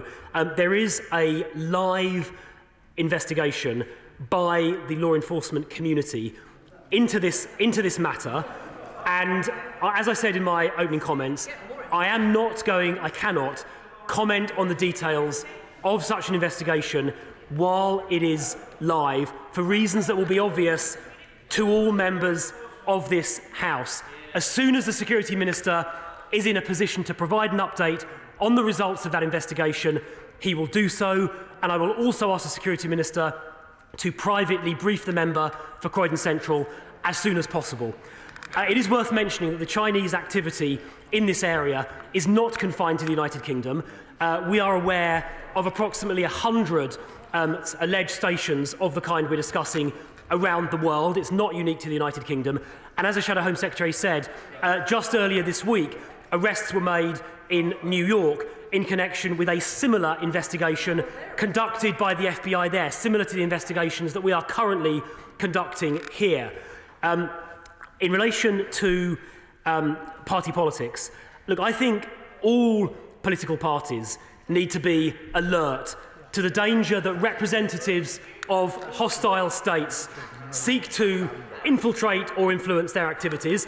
I think it's fair to say that there have been other members of this House that have been targeted similarly that we know about. So I would ask all members of Parliament and all political parties to be alert to this risk. I think all of us owe that to democracy. Ian Duncan-Smith. Mr. Speaker, can I bring my honourable friend back to the real issue here? Investigations into individual transgressions, absolutely fine, they progress. The problem is that we have known in this House, the government has known for a considerable amount of time, raised by many of my colleagues, the activity of these particular 3 locations, illegal Chinese police stations. We know that they are bringing Chinese dissidents in. They are confronting them with videos of their families, threatening their families in front of them if they don't cooperate and leave and go back to China. We know that. The security services have warned the government about that. The question really here today is, why in heaven's name haven't we acted alongside the Americans, even the Dutch, and shut these stations down and kicked those people out of the country? Look, I thank my right honourable friend for his question and for his long-standing campaigning on this issue, and indeed the activities of China more widely, which are of great concern, rightly of great concern, to this government and to members of both sides of the House. The activity he described, interference with Chinese nationals in this country, is something we take incredibly seriously. We saw that terrible incident in Manchester not very long ago, where members of the Chinese consular staff there dragged somebody, a Chinese national, inside, or someone inside their compound, and as a consequence of that, 6 Chinese officials have now left the United Kingdom. The activity my honourable friend described is incredibly serious. It is unacceptable. It must and will be stopped. But in relation to those 3 particular locations he referenced, because they are the subject of a live investigation and live work by the law enforcement community. I'm afraid I can't say any more from the dispatch box today, but as soon as my right honourable friend the Security Minister can provide an update, he will do so. Come to SNP spokesperson Alison Thewlis. Thank you very much, Mr Speaker. The SNP welcomed the inclusion of a standalone China section in the Integrated Review 2023, and I agree with the Minister that this is a threat that we must take seriously, and that the Government should be giving as much, if not more, attention to influence of Chinese state actors as that coming via Putin's oligarchs. This is not the first time that this has been raised in this House, so can I ask the Minister if he's able to provide any update at all on these secret Chinese state police stations?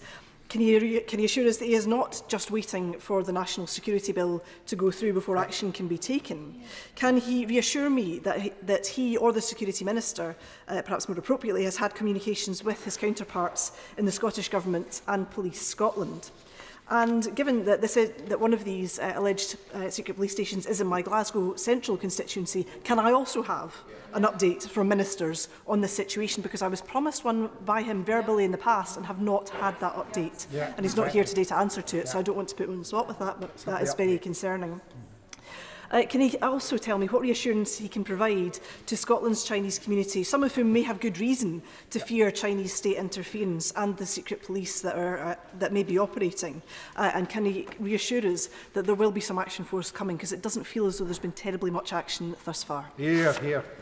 Okay, well, first of all, I will, on his behalf, recommit the Security Minister to meet with the Honourable Lady, along with, obviously, the member for Croydon Central. Given one of these locations is in her constituency, I think it is important the Security Minister does meet her to discuss it. So, on his behalf, I make that commitment now, and I'll talk to the Security Minister later on today to reiterate the importance of that meeting taking place for all the reasons the Honourable Lady quite rightly points to. Look, I completely agree with the point she makes. This kind of activity, intimidation or potential intimidation of foreign nationals on our soil, whether it's by people acting for parts of the Chinese state or indeed other states, it's not just the Chinese state, we've seen it with other countries as well, Iran being an obvious example.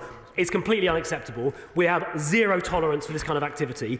It is under active investigation. It is not true to say no action is being taken. In relation to these particular sites, action is currently being taken, but members will understand why I can't go into the details of that work just at the moment. And just to reassure the House, action can be taken and will be taken under the law as it stands, but the National Security Bill updates and increases the powers we have available to us. For example, requiring registration and giving us more power to act against those people who are acting on behalf of foreign states. And I do just encourage all members to support that bill and in the other place, get it through Parliament and onto the statute books as fast as we can, because those extra powers do help us in this area. Mark Pritchard. Can I agree with my right honourable friend that the National Security Bill will make this country safer against state threats, and indeed make political dissidents in this country, North Korea, Russian or Chinese, safer as well? Does he agree with me, though, that when it comes to national security, that it should not be a party political football, and by definition, when there are ongoing cases, that they should not be discussed in this House, and in particular, where there are classified elements to these cases? Well, my honourable friend is absolutely right in the comments that he makes. I think matters of national security are issues that should be tackled on a bipartisan or tripartisan across the House basis. All democratic political parties in the Western world more widely, but including the United Kingdom, are at risk from inappropriate influence. All of us must work together to combat and exclude that risk. And I think we should approach these issues in that spirit of cross-party cooperation. No. Sarah Jones. Thank you, Mr. Speaker. Mr. Speaker, I'm perplexed and my constituents are very concerned. Back at the start of November, we had the urgent question where the Minister said there was an investigation. He would come back as soon as possible to the House to report. He promised to meet with me. I've emailed the Minister multiple times. I've even texted him and I've had nothing. And now we read that there might be links between the man who supposedly in Croydon is responsible for this, who has links to the Chinese Communist Party and links to the Conservative Party. Was the Minister's failure to respond to me multiple times discourtesy, or is there something else? Look, I think that insinuation of party political influence is frankly a disgraceful slur, and it frankly, I think frankly the Honourable Lady is not doing Croydon residents a service by attempting to ask the question in the way that she just did. I do know, because I've asked him, the Security Minister has never met or encountered the gentleman concerned.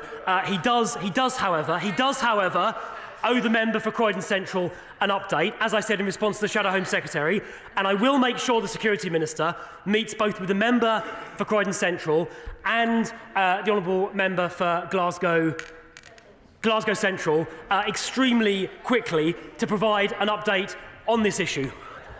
Sir Michael Penning. Thank you very much, Mr. Speaker.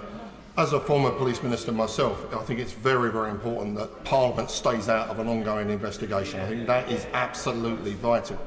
But what I am particularly worried about is that if we just kick these people out of the country and don't prosecute them and put them in British prisons, when they get back to China, we give them a medal, not actually the criminal prosecution that they deserve in this country. So can we make sure if there is a criminal act that's taken place, they prosecute this country and not just kicked out, because the Chinese will love that and they'll give them medals and God knows what else. Well, I thank my honourable friend for his question. He's absolutely right in the point he made at the beginning, as a former police minister himself, about the importance of not commenting in this House on particularly sensitive live investigations that are being undertaken. I completely agree with the point he made, his second point, about the importance of prosecuting people domestically in the UK, and if they've committed a criminal offence here in the UK, making sure they serve a sentence here in the UK prior to getting kicked out. There needs to be a very clear deterrent, making it clear to those people thinking about doing these things that it is unacceptable on our soil. We will not tolerate it. And Jarvis. Mr. Speaker, I was pleased to hear the Minister say that these are matters that should be addressed on a cross-party basis. And the Security Minister, who I hold in the highest regard, said that the Defending Democracy Task Force would be cross-party, and that was something that was welcomed by the Director General of MI5. So can I ask the Minister to confirm that that is still the case? And if it is, presumably either the Security Minister or himself or his department will be reaching out to our front bench in the very near future. Well, I certainly share your members' sentiments about the cross-party nature of this. I will take that point back to my honourable friend, the Security Minister, and put it to him later on today, as soon as he gets back from Northern Ireland. I am exasperated that 6 months after I held an urgent question on this issue, it is still true. There are 4 illegal police stations that we know of operating in the country. The one in Belfast seems to be missing from much of the reporting. There is no question that when we are vulnerable at home to Chinese transnational repression, I hope the Minister is listening, we are weaker on the world stage and less able to... Does the Minister wish to respond already? We are weaker on the world stage. This is a transnational crisis, and I have just met with Vahid Beheshti, who is on day 56 of hunger strike outside the Foreign Office because of the IRGC failing to be prescribed despite the promise to do so. When will the Home Office close the IRGC cutouts operating in Maida Vale, Wilston and Manchester, as well as at least the 4 Chinese police operating stations, because other countries have acted, so why haven't we? I can assure the Honourable Lady I was listening extremely carefully to what she was saying. She asserted in her question that these locations were still operating. She is making, if I may say, an assumption in making that assertion. Not an assumption I'm going to comment on, because it is a matter of a live investigation, as she will appreciate. As soon as the Security Minister is able to comment on this matter, he will come to the House and do so.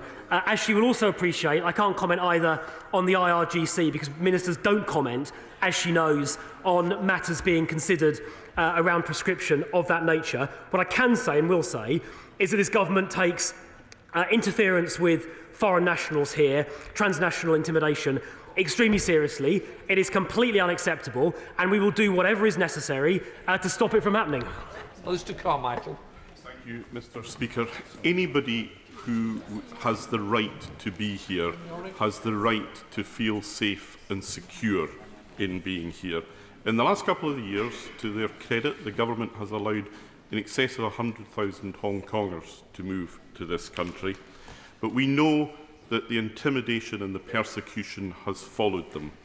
In universities up and down the country, they are shouted down and they continue to be intimidated. These police stations are part of the infrastructure that enables that. To borrow a phrase from the Foreign Secretary, isn't it time that we should be pulling down the shutters on them? Very good. Minister. Well, I completely agree with what the honourable gentleman just said. And in particular in relation to the British national overseas Hong Kong citizens who have come here, we have extended a very warm welcome to those people who are at risk of repression in Hong Kong now because of the Chinese Communist Party's brutal repression of democratic freedoms and other freedoms in Hong Kong, which this government abhors in the strongest terms. That's why we've offered refuge to those people here. And it is quite, the honourable gentleman is quite right to say that foreign nationals residing in this country, regardless of their immigration status, should enjoy all of the rights and freedoms around free speech and freedom from intimidation that we would expect any citizen of this country to enjoy. And I agree with him, it's the duty of government and the law enforcement services and agencies to ensure those freedoms and rights are protected, and that includes on campuses. I think there's some work the DfE are doing in this area where Chinese nationals are students at universities. They should be free from harassment and intimidation. The same applies, of course, to other groups of people, Jewish students being another obvious example. And I would just say it's vital that university authorities take robust action to protect their students, whether they're Chinese, Jewish or from any other group, from any sort of intimidation on campuses, which is totally unacceptable. Bob Seeley. Mr. Speaker, I thank the Minister for his robust line, and I thank ministers for all the work they're trying to do. I think it is true to say that in the last 10, 15, 20 years, I think collective governments have been slow and naive in dealing with these more nuanced, politicised threats from Iran, and Russia and China, etc. My question, I get the fact that they're making transnational repression illegal, and I get the fact that there is an ongoing police case. But the point has already been made. Repression is already illegal in this country and has been for centuries. People have the right to be to the freedoms of this nation, whether they are visitors or citizens. We know who these diplomats are. We don't have to wait for a court case. We're not going to be imprisoning Chinese diplomats. We don't have to wait for a court case before we start expelling diplomats who are engaged in these practices. And I think that is the point that myself and others are trying to make here today. Thank you. There is no reluctance to ensure that diplomats engaged in inappropriate activity will leave. I've mentioned already that 6 officials who were based at the Chinese consular office in Manchester have now left the United Kingdom. In relation to the gentleman in Croydon, the subject of the Times article today, he is of course not a diplomat and therefore is susceptible to prosecution in the normal way, exactly as the former police minister was describing earlier, and that is exactly why there is an ongoing investigation that's taking place. Very much, Mr. Speaker. What specific measures will higher education institutions be encouraged, or even, if it's necessary, legislation to protect particularly BNO passport holders, but also young Iranian students, young Russian and Ukrainian students who feel under surveillance, and where there are actually other students within the student body who are there under a sort of surveillance pact? We know this has been happening for quite some time, and the government's response has been tardy. Could he undertake today to meet with the Higher Education Minister and to share immediate advice following today's news so that we can have a reassurance that all international students are safe? Well, I completely agree with her sentiment that international students, indeed any students at UK universities, should be free from intimidation, a point I made in response to a previous question. Whether those are Chinese students, Iranian students, Jewish students or anyone else, they should not be getting intimidated. And I would just repeat the point I made earlier, that individual universities, first and foremost, should be ensuring in the first instance, the safety of students on their campuses. In relation to her question about action by DfE, as members will appreciate, I'm straying quite a long way beyond the limits of my ministerial responsibility by answering this question already. Going into DfE goes even further. What I will say is that I'll ask the Security Minister to come back to the member for Hornsey and Wood Green specifically on that point and update her in writing on what work he is doing with DfE to ensure the safety of students on campuses is a vital question. It is appropriate that the government get involved, as well as leaving it to universities, and I'm going to ask him to come back to her on that very important point. But I completely agree with the sentiment of her question. Simon Slough. Thank you, Mr. Speaker. These illegal police stations form part of a pattern whereby China is an adversary of freedom the world over. And we saw that recently over her intimidation of Taiwan. We see it in her treatment of Hong Kongers. We see it in her actions in Africa to try and act through debt bondage to secure advantage on that continent. When will the government designate China, as we should, as a formal threat to the interests of the United Kingdom in our security architecture? Minister. Well, I thank my honourable friend for his question. I mean, I do agree with the thrust of his thesis that clearly the Chinese Communist Party is seeking to project its influence around the world in a way that often undermines the interests of the recipients of that interest and often undermines the interests of those countries who believe in freedom and who believe in democracy. And I think we do have a duty in this country, acting with our allies in the free world, to make sure that that influence is circumscribed. Clearly, we are taking more powers domestically, for example, through the National Security and Investment Act, which came into force just over a year ago to seek to limit influences in the investment and economic sphere. We're doing work with partners around the world as well. We're supporting countries where freedom is threatened, including, of course, Taiwan, who we strongly, obviously, support in their right to choose their own destiny. The question he specifically raises is obviously a complicated one, and I think one probably better dealt with by higher powers than me, but I think I've made pretty clear in my answer my feelings on the topic of our relations with China. Emma Hardy. On how many occasions have the government or governmental officials discussed the use of these police stations with the Chinese embassy? I'm afraid, not being a Foreign Office Minister or the Security Minister, I don't know, but I'm sure the Security Minister will update on that when he next comes to the House. The Wheeler. Thank you very much, Mr. Speaker. I thank the Minister for his answers today. This is a very difficult area and he's constrained because of the ongoing investigation. But can he reassure me that the authorities that are making all these investigations do have all the resources they need to do this? Because that will be reassuring to the people of South Derbyshire.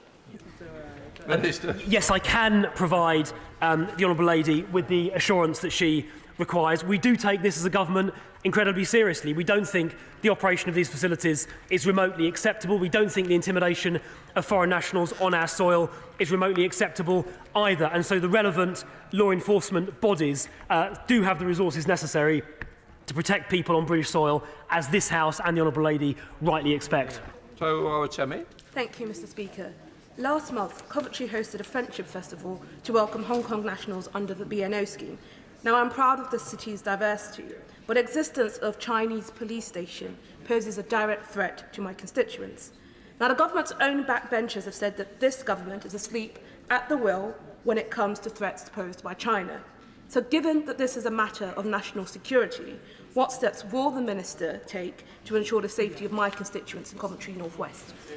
Minister? Yeah, well, look, I don't accept the suggestion that the government has been asleep at the wheel. There's a whole range of actions being taken to counter foreign state threats. I've mentioned the National Security and Investments Act, the National Security Bill, the integrated review that puts national security at its heart, and the Defending Democracy Task Force, which the Security Minister is chairing, all designed to keep not just BNOs, but others safe as well. And on the topic of BNOs, I think that actually does illustrate this country, the United Kingdom, at its best. We sometimes hear people on the other side say that we don't have safe and legal routes, or we don't extend a warm welcome.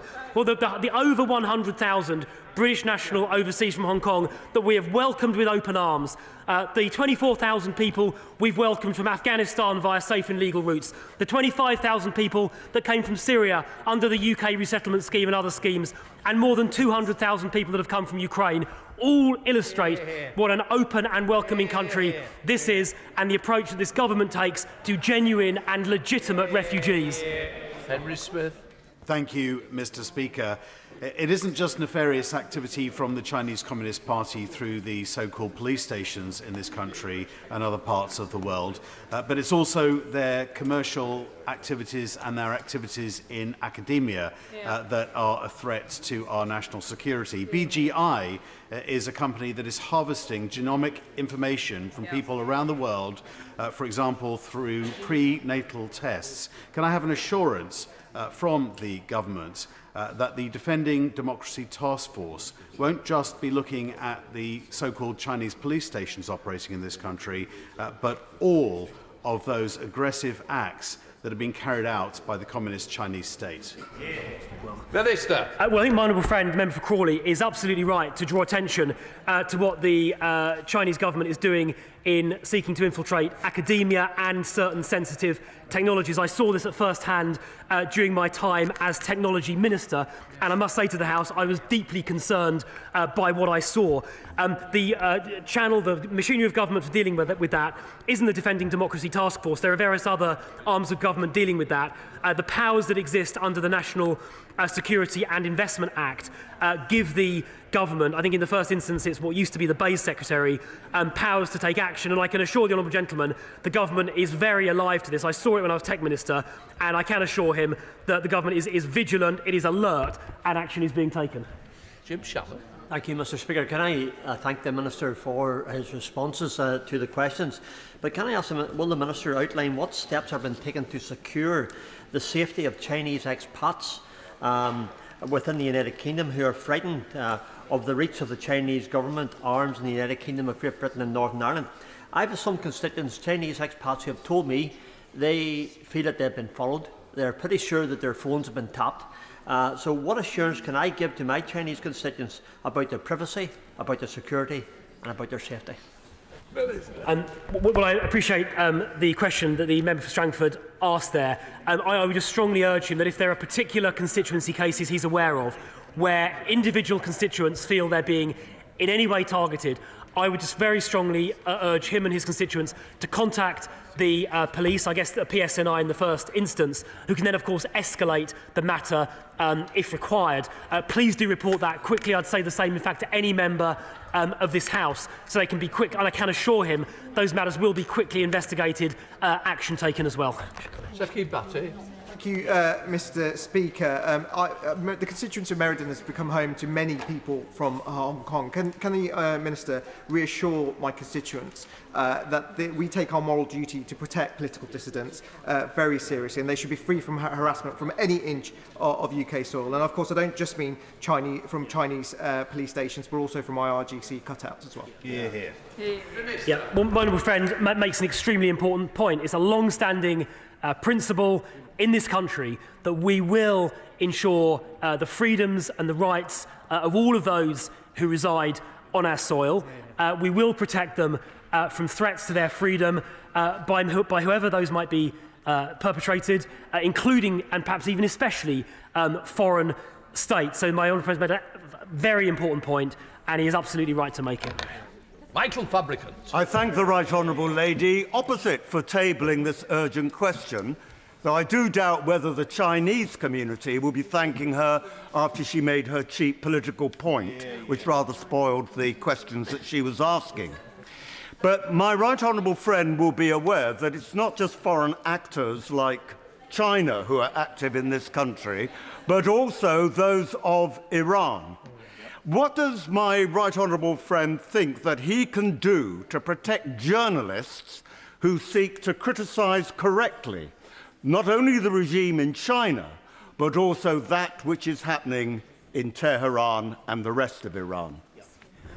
Well, I firstly associate myself with the comment made at the beginning of the honourable member for Lichfield's question just then.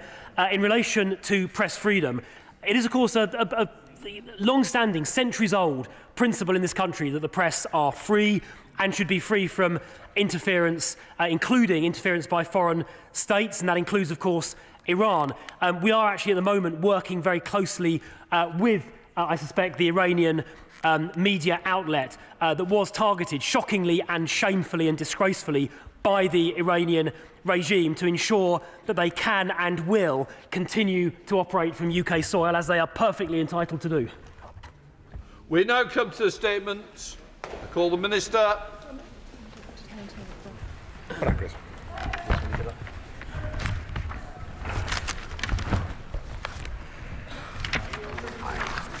Thank you, Mr. Speaker. With your permission, I would like to make a statement to update the House on the Infected Blood inquiry.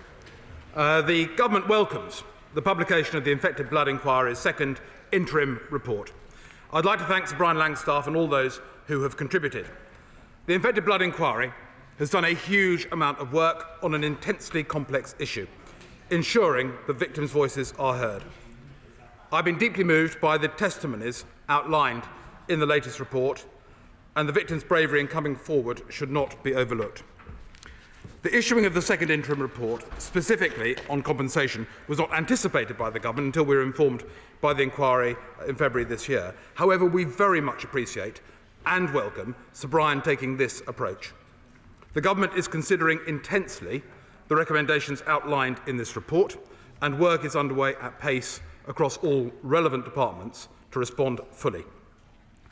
My right honourable friend, the member for Maidenhead, announced the Infected Blood inquiry in 2017 to examine the circumstances that led to individuals being given contaminated blood and blood products in the UK.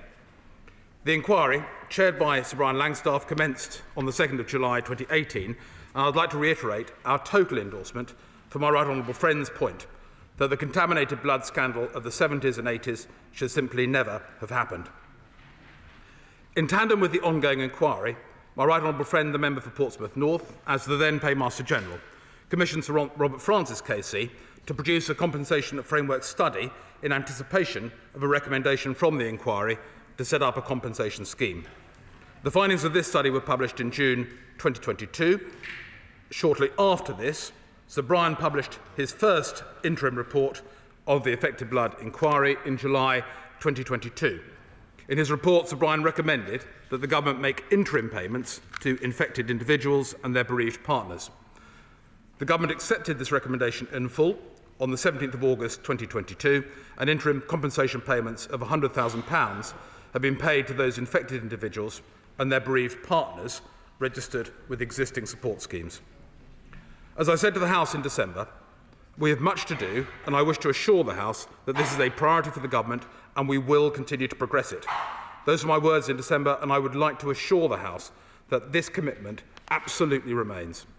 Sir Brian's most recent report sets out what the inquiry recommends as an appropriate means of compensating both those infected and affected, and the mechanism for delivering that compensation. In doing so, it sets out the complexity of what is a multi-layered issue. The recommendations in his report outline that those infected and affected should be granted legal support, and infected and affected people and the estates of infected people should be able to claim for categories of loss against 5 awards: Injury Impact Award, Social Impact Award, Autonomy Award, Care Award and Financial Loss Award. This is rather than claiming on individual assessment of each application. In addition, those dissatisfied with their compensation payments should have redress through an appeal to a structure outside of the compensation scheme. The report has also proposed mechanisms Sir Brian thinks would ensure the fairness of the compensation scheme.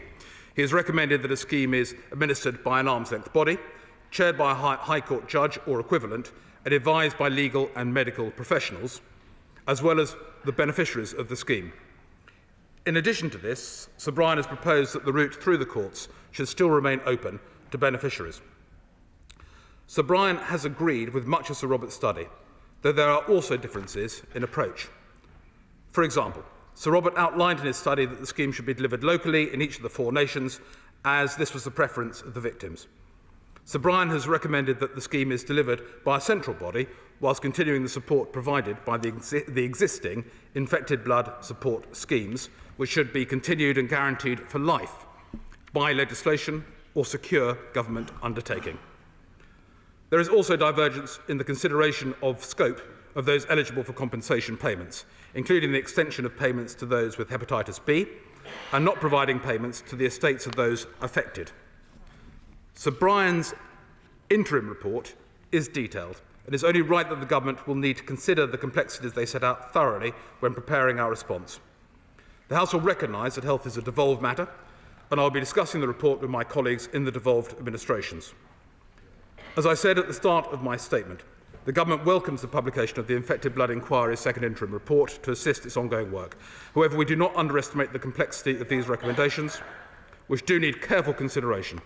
For example, Sir Brian recommends that an arm's-length body, in which His Majesty's Government would have no ongoing role beyond providing taxpayer funds as required by the body. On anything like this scale, this would be a new departure and does have implications for accountability of government, which will need careful consideration alongside how its financial implications will be managed. I would, however, like to reassure the House that while the Government is progressing work to ensure that we are in the best possible position to respond fully at the end of the inquiry, every recommendation by Sir Brian, including in relation to timing and a further interim payment, is receiving intense focus. My colleagues in the Department for Health and Social Care are aware of the issues Sir Brian has raised in relation to psychological support. Under the current psychological support scheme for England, there is provision for a grant of up to £900 a year for established beneficiaries and family members for counselling and talking therapy. The Department for Health and Social Care is undertaking research to look at the psychological support needs so that decisions on commissioning of bespoke service are based on robust evidence and meet the requirement. In closing, I would like to reiterate the need for pace. People die every week as a result of the impact of the scandal. This Government wants to deliver resolution, and we are working at pace across all relevant departments to consider the recommendations as outlined in this latest report and to ensure we are best placed to respond to the inquiry's final report. I commend this statement to the House. Shadow Minister Fleur Anderson. Thank you, Deputy Speaker. And I thank the Paymaster General for providing an advanced copy of his statement. I'd like to begin by paying tribute to the brave victims and their families who, whilst working through their own personal ill health, grief and trauma, have campaigned tirelessly for justice. Without their strength, we would not have reached this stage. And of course to my right honourable friend, the member for Kingston upon Hull North, who's been a stalwart of the success of this campaign so far. The continued work of the Infected Blood Inquiry is crucial to ensuring that victims' voices are heard. I had the privilege of meeting with victims of this scandal last month, and their stories will stay with me forever. No one should have to experience the pain and anguish they have faced and are still facing. Justice delayed, continuing to be delayed, is justice denied. While we await the conclusion of the report and inquiry, those who are given contaminated blood products are dying at a rate of 1 every 4 days. Families have suffered decades of health issues, financial loss and stigma. Victims, those affected and infected, will have watched the Minister's statement today with heavy hearts and disappointment and some degree of anger. There seems to be no commitment from the Minister to respond to the second report until the final report is published in the autumn. The interim report was published so that the Government doesn't have to wait and to take action until the final report. Whilst we all understand the complexities of this scandal, I hope the Minister can see that many individuals directly affected still feel angry and unrecognised. Today's statement does not provide any certainty for the families or children of victims. So, Madam Deputy Speaker, I have 5 questions for the Minister to finish with. First, does he agree with Sir Brian's statement in the interim report that time without redress is harmful? No time must be wasted in delivering that redress. And can he confirm that the intense focus that he's talked about being done now is to achieve the recommendation in the report that the scheme is set up now and should begin work this year? Second, how can he provide more reassurance to family members of victims, including parents who lost children and children orphaned when their parents died? Third, the Paymaster General talked about work underway. If the Government plans to accept these interim findings, officials must start now verifying, registering directly affected people and their families urgently to understand the size of the group and to speed up the payments. Can he confirm whether this is already taking place? Fourth, will he commit to more regular updates on the progress and direction of travel on this issue ahead of the inquiry's final report later this year? We shouldn't have to keep squeezing this information out of the Government because it compounds the pain of the victims. And finally, will he agree to meet with me and my right honourable friend, the Shadow Chancellor of the Duchy of Lancaster, so that we can work together to deliver the justice the victims deserve? Minister. Thank you, Madam Deputy Speaker, and I thank the Honourable Lady for her remarks. She was right to pay tribute to many MPs in this House, including the Right Honourable Lady and my Right Honourable friend, who have really campaigned tirelessly on this over a long period of time. I'm grateful for the work of the APPG. And I'd also actually mention some of the members of the media who've actually been absolutely at the forefront of pushing this for a long period of time.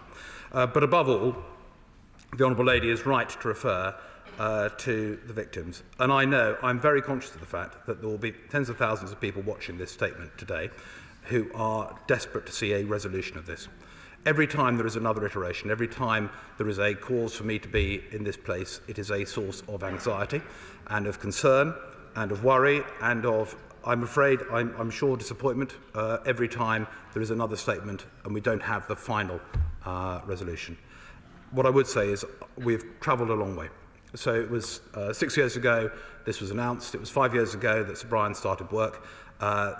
I'm very, very grateful to Sir Brian for producing this interim report.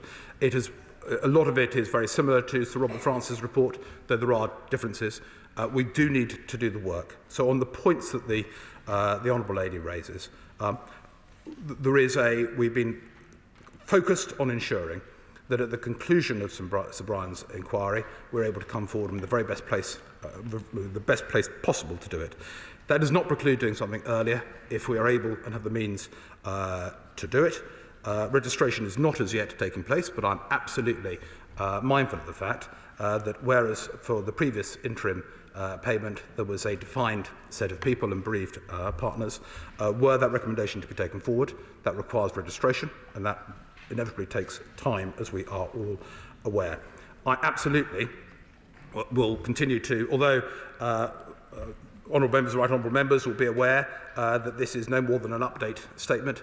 I was keen to come to this House to hear the views of honourable members, and I commit to do so again as appropriate as we continue through this process, and work will continue. And of course it would be a pleasure to meet the Honourable Lady and the Shadow Chancellor of the Duchy if they'd like to meet to discuss this. Chair of the Health Select Committee, Steve Bryan. Thank you very much. In his second interim report, Sir Brian Langstaff makes it clear that the government has everything it needs to implement the compensation framework now, and to repeat the Shadow Minister's quote that she's pulled out from the report, very pertinent: time without redress is harmful. I would suggest that is rather underplaying it. Time without redress, people are passing away.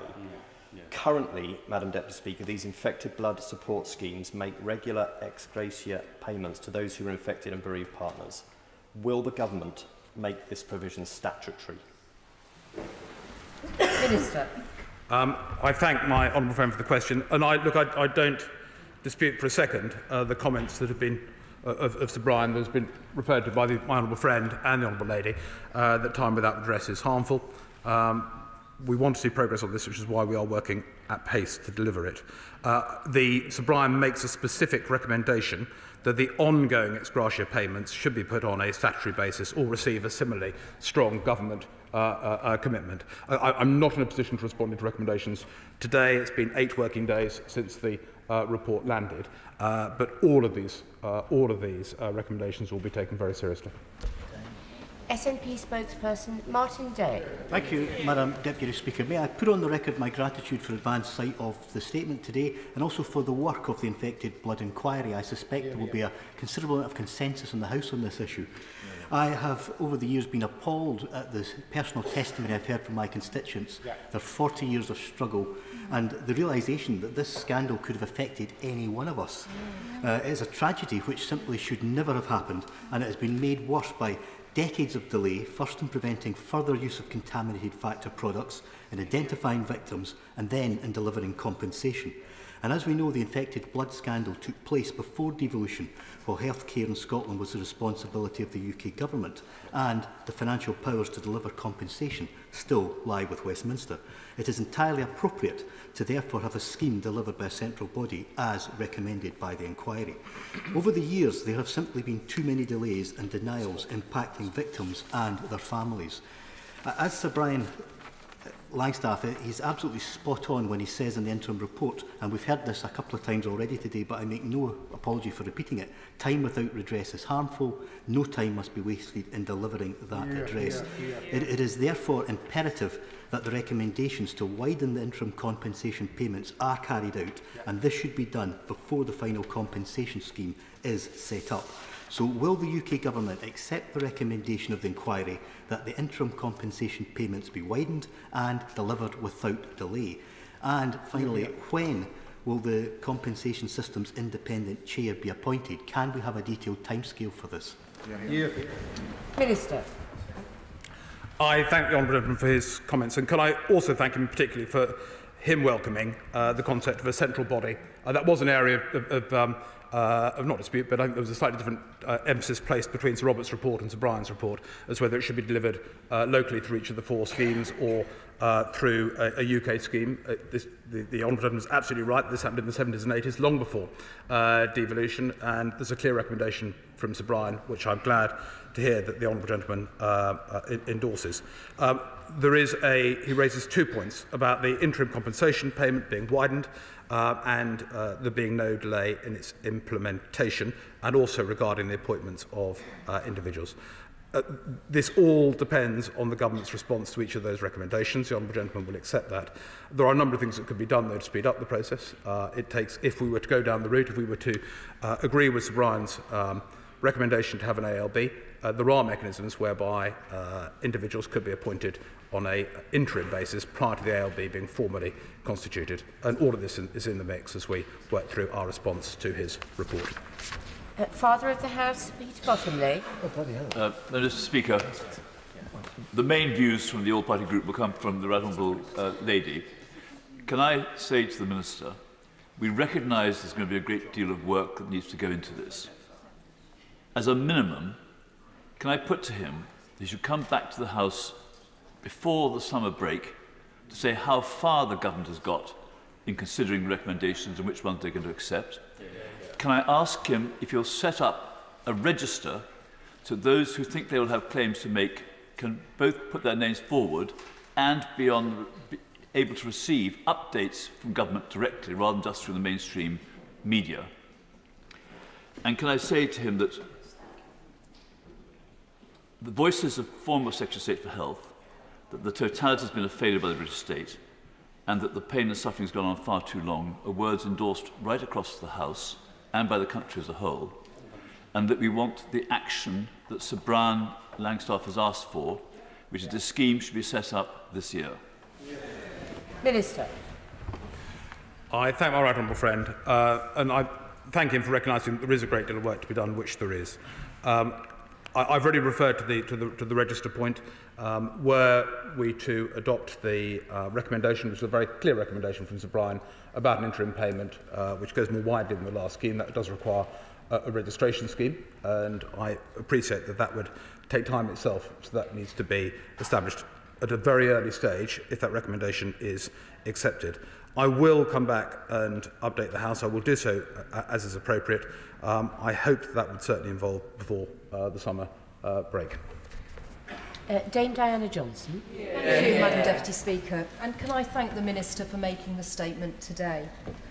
But really, after thousands have died, decades of campaigning, a 5-year public inquiry with over 500 people dying during that 5-year period, a review of compensation frameworks by Sir Robert Francis delivered to the government last February, a first interim report from Sir Brian Langstaff, and now a second interim report from Sir Brian Langstaff setting out the clear case for compensation.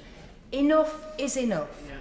Sir Brian Langstaff is very clear in his report. He says the scheme need not await the final report to begin work. It will clearly take political will to act quickly, but the circumstances here warrant it. So can the Minister explain to me and the thousands of people who will be watching this statement this afternoon, what exactly is the problem? Why isn't there the political will from this government to deliver justice to this group of people? Minister. I thank the Right Honourable Lady. She has been a constant and incredibly effective champion for those affected and infected. It was about time, but it was this government that did institute this inquiry. We've made a huge amount of progress in having an inquiry, in having very clear recommendations on compensation coming from Sir Brian. We want to act at pace and we want to act swiftly, but it's also vital that this is done properly. So there is a huge amount of work. The nature of the report, the recommendations that Sir Brian makes, they are unprecedented for an unprecedented circumstance. But that does require detailed work and detailed analysis. We will bring forward a response as soon as we can. As I say, we are focused on the inquiry's conclusion. That doesn't preclude coming forward before that if we are able to do so and if we decide that that is the right course of action. Matt Hancock. Thank you very much, Madam Deputy Speaker. Can I add my voice to those thanking Sir Brian Langstaff and the whole team for the work that they've done? We all recognise the complexities of delivering a scheme that's effective. And I'm grateful to the Minister for repeatedly coming to this House and committing to come to the House again. But will he repeat from the dispatch box the moral case for compensation, which effectively has bound the government to act and to follow the recommendations for compensation, whilst of course it takes time to put that into practice? What it is vital, I think, for people to hear today is that, in principle, the government is going to make this happen, because for many years that commitment was not there, and it needs to be repeated now. Minister. Yes. My right honourable friend speaks with a great deal of knowledge on this subject, and I'm very grateful. I repeat this, as did he. I'm very grateful to Sir Brian for producing a comprehensive and thorough appraisal of what the compensation scheme should look like. We need to go through that in detail. As my right honourable friend would accept, it needs to be effective, it needs to work. But I'm pleased that he's given me the opportunity to reiterate what I said last December in this place, that we fully accept there is a moral case for compensation in this circumstance. Absolutely. Dr. Philippa Whitford. Thank you very much, Madam Deputy Speaker. As I've said in the debate in 2017, I remember as a young surgeon when this scandal began to break in the early 80s, 40 years ago. My entire medical career has passed while people have been fighting for justice and recognition. And dragging that out has added financial hardship to the suffering that people were already going through. So as the Honourable Lady from Hull North, I think, said, enough is enough. So the Minister has talked about how long things will take, and we recognise that. But when will they start? When will registration of bereaved parents and children start? When will the framework actually start, so that people can expect, as Sir Brian Langstaff called for, that they would see action this year, not waiting any longer? Minister. The Honourable Lady is very clear, as is Sir Brian in his report. So there's no dispute as to what Sir Brian is recommending. I can't give that commitment now. There are processes across government, as the Honourable Lady will understand.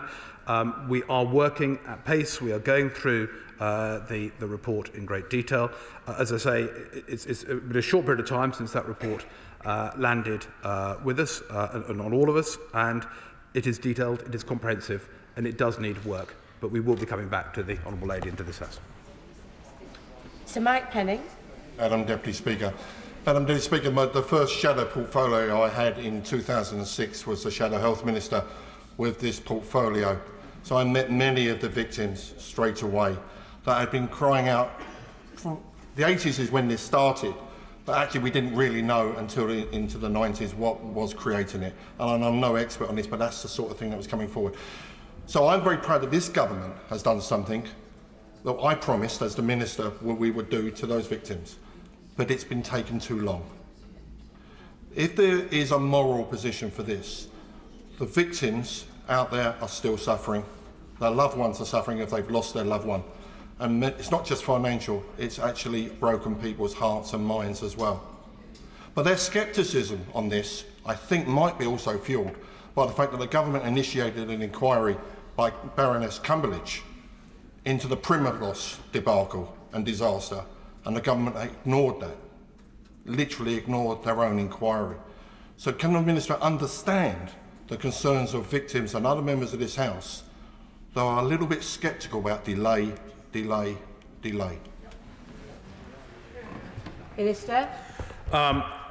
My right honourable friend he's absolutely right. This has been a long-term scandal. It started in the 70s and 80s. It has been many years to get to this stage. But the stage we've now got to is a High Court judge, a very distinguished High Court judge, has spent 5 years working through the circumstances. He is in an advanced stage with his inquiry, and he has produced a thorough report on compensation. As I've said to this House, and I will say it again, the moral case for compensation is fully accepted by the government. We do need to go through this and work through exactly what the implications are, which are multiple. And this is, as I said before, this is an unprecedented circumstance which requires unprecedented means of redress, and that is what's reflected in the report. But it does require work to go through it. Clive Efford. Deputy Speaker, we've had the report set out by Sir Brian Langstaff that says how the compensation should be delivered, the framework for delivering it. The Minister has said that the government is considering this recent report at pace, and he has also said that he wants to come back and update the House. So if we're moving at pace and we have all the detail in place that we need, when is he going to come back to the House? Minister. It will be a great pleasure to return to the House with more substance when I can. I thought it was important, even though we have only received this comprehensive report 8 working days ago, to give members of this House an opportunity to share their views on that interim report at the earliest possible opportunity. But the honourable gentleman will realise that it does require work to come back substantively to say which recommendations are being accepted and how we would be progressing it. James Morris. Thank you, Madam Deputy Speaker. Can I welcome the Minister's statement? But would he agree with me that, notwithstanding the complexity that he outlined in relation to the compensation scheme, that 2 things should happen? One is that the government should move urgently to the design of the compensation scheme. And secondly, in the design of the compensation scheme, there should be engagement with victims or the groups representing those victims to make sure that there is alignment between the compensation scheme and the expectation of victims moving forward. Minister. I totally understand where my honourable friend is coming from. It is critical that we produce that answers provided to in response to this report are ones that have that are readily understood and have the buy-in of all those who've suffered so grievously as a result of these scandals. I'm very keen to engage with the victims. I would also say that Sir Brian, I think, has been doing an exceptional job in ensuring that he fully understands and speaks and takes on board the comments made by the victims and engages with them. It is, I think, impossible for any of us who have not suffered from this ourselves personally to understand fully the anguish that those victims have been put through. I think Sir Brian has done his utmost to reflect that in the report that is produced. Christine Jardine. Thank you very much, Madam Deputy Speaker. And yes, I'd also like to thank the Minister for coming here today and pay tribute to Sir Brian and the work that he has done. Not long after I was first elected in 2017, I received a letter from a constituent whose family had suffered as a result of the infected blood scandal, and what they had been through was heartbreaking. And although progress has been made, and we have the interim report, we are now 6 years further on, and they are no further on in receiving compensation. So as others have said today, can we please get on with it and ensure that these families' suffering is put to an end? Minister. Look, I totally understand where the Honourable Lady is coming from, that we all have constituents who are in that situation. There are tens of thousands of people who are affected across the whole of the UK. We want to do so at pace. We also want to do so with the scheme that is, that any scheme we adopt must be effective and must work and must be appropriate. So there is work ongoing. We will get there and report back to the House our response to those recommendations that Sir Brian has made. Mark Pritchard.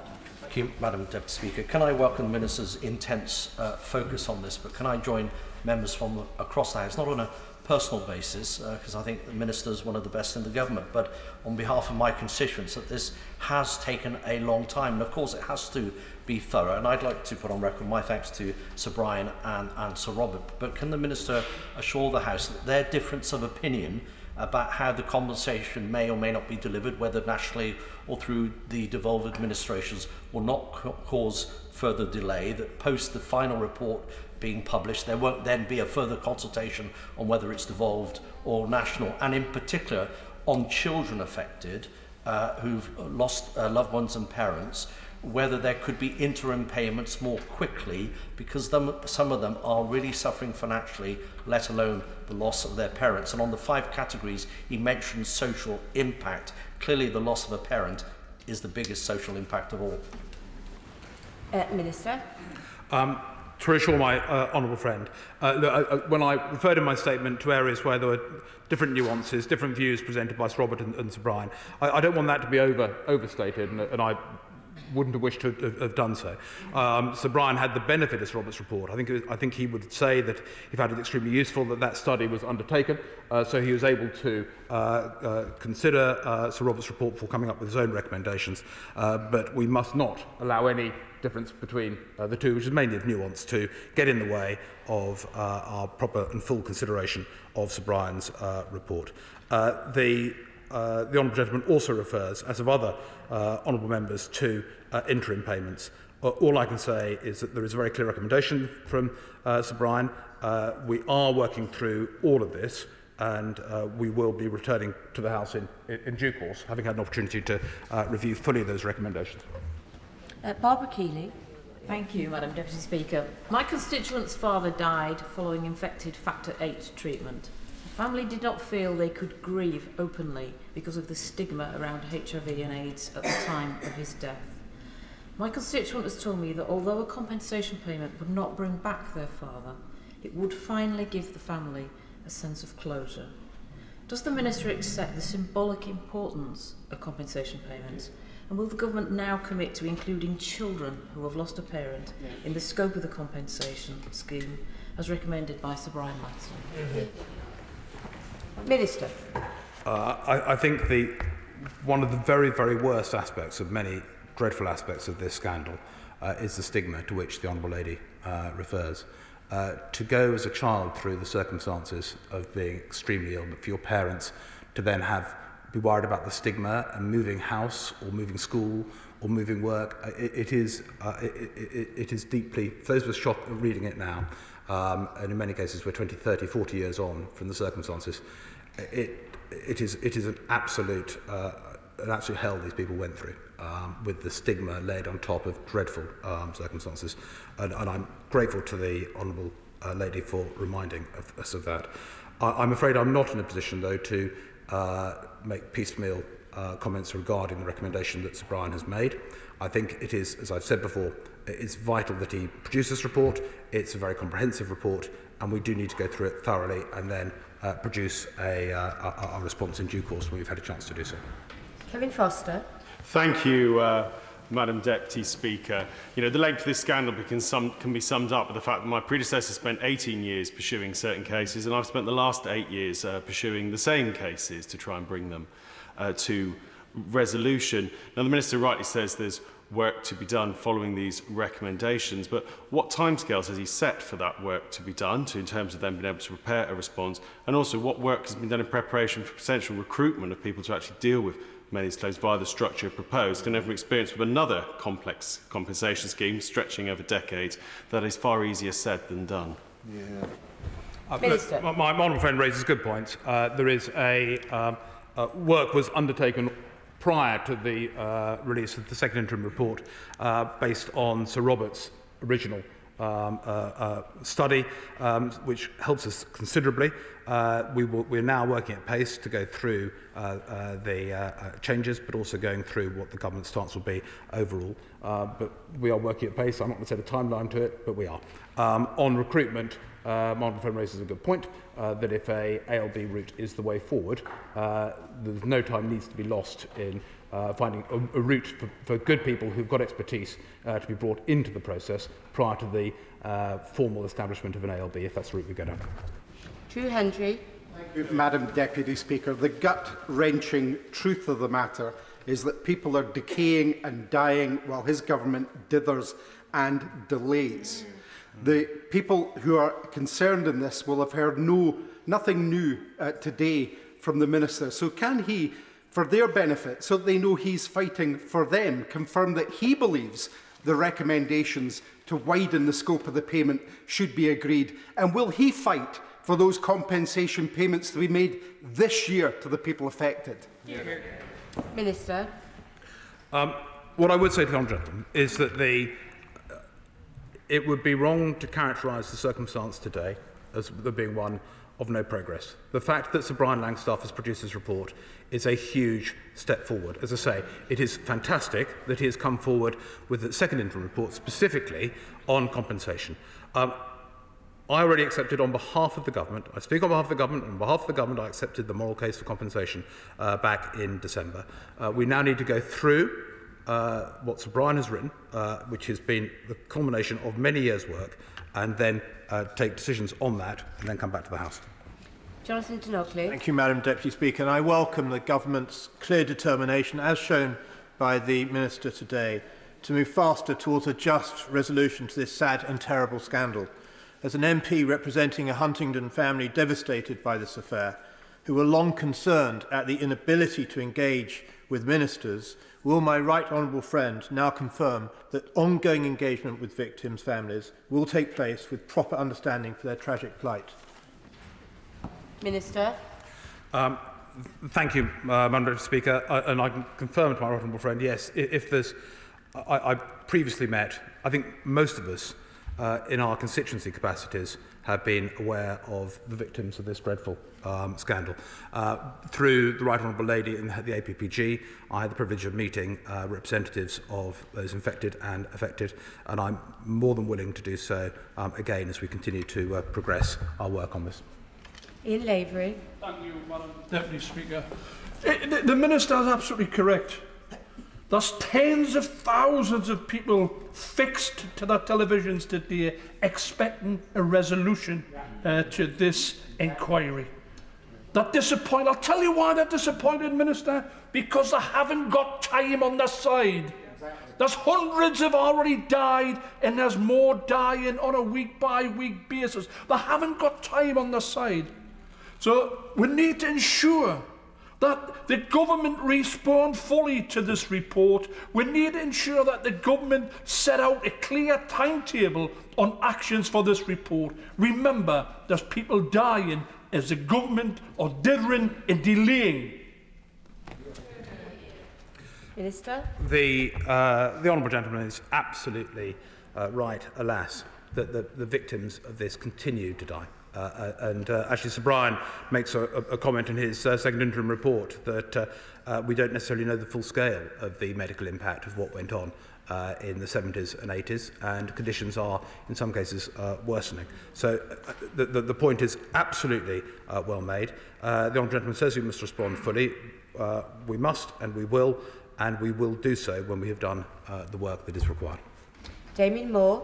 Thank you, Madam Deputy Speaker. And, I welcome on behalf of my constituents affected by this the sensitivity in which the government has been dealing with it. However, the lack of urgency is undermining that goodwill on behalf of victims and their families, and it's letting victims and their families down every single day.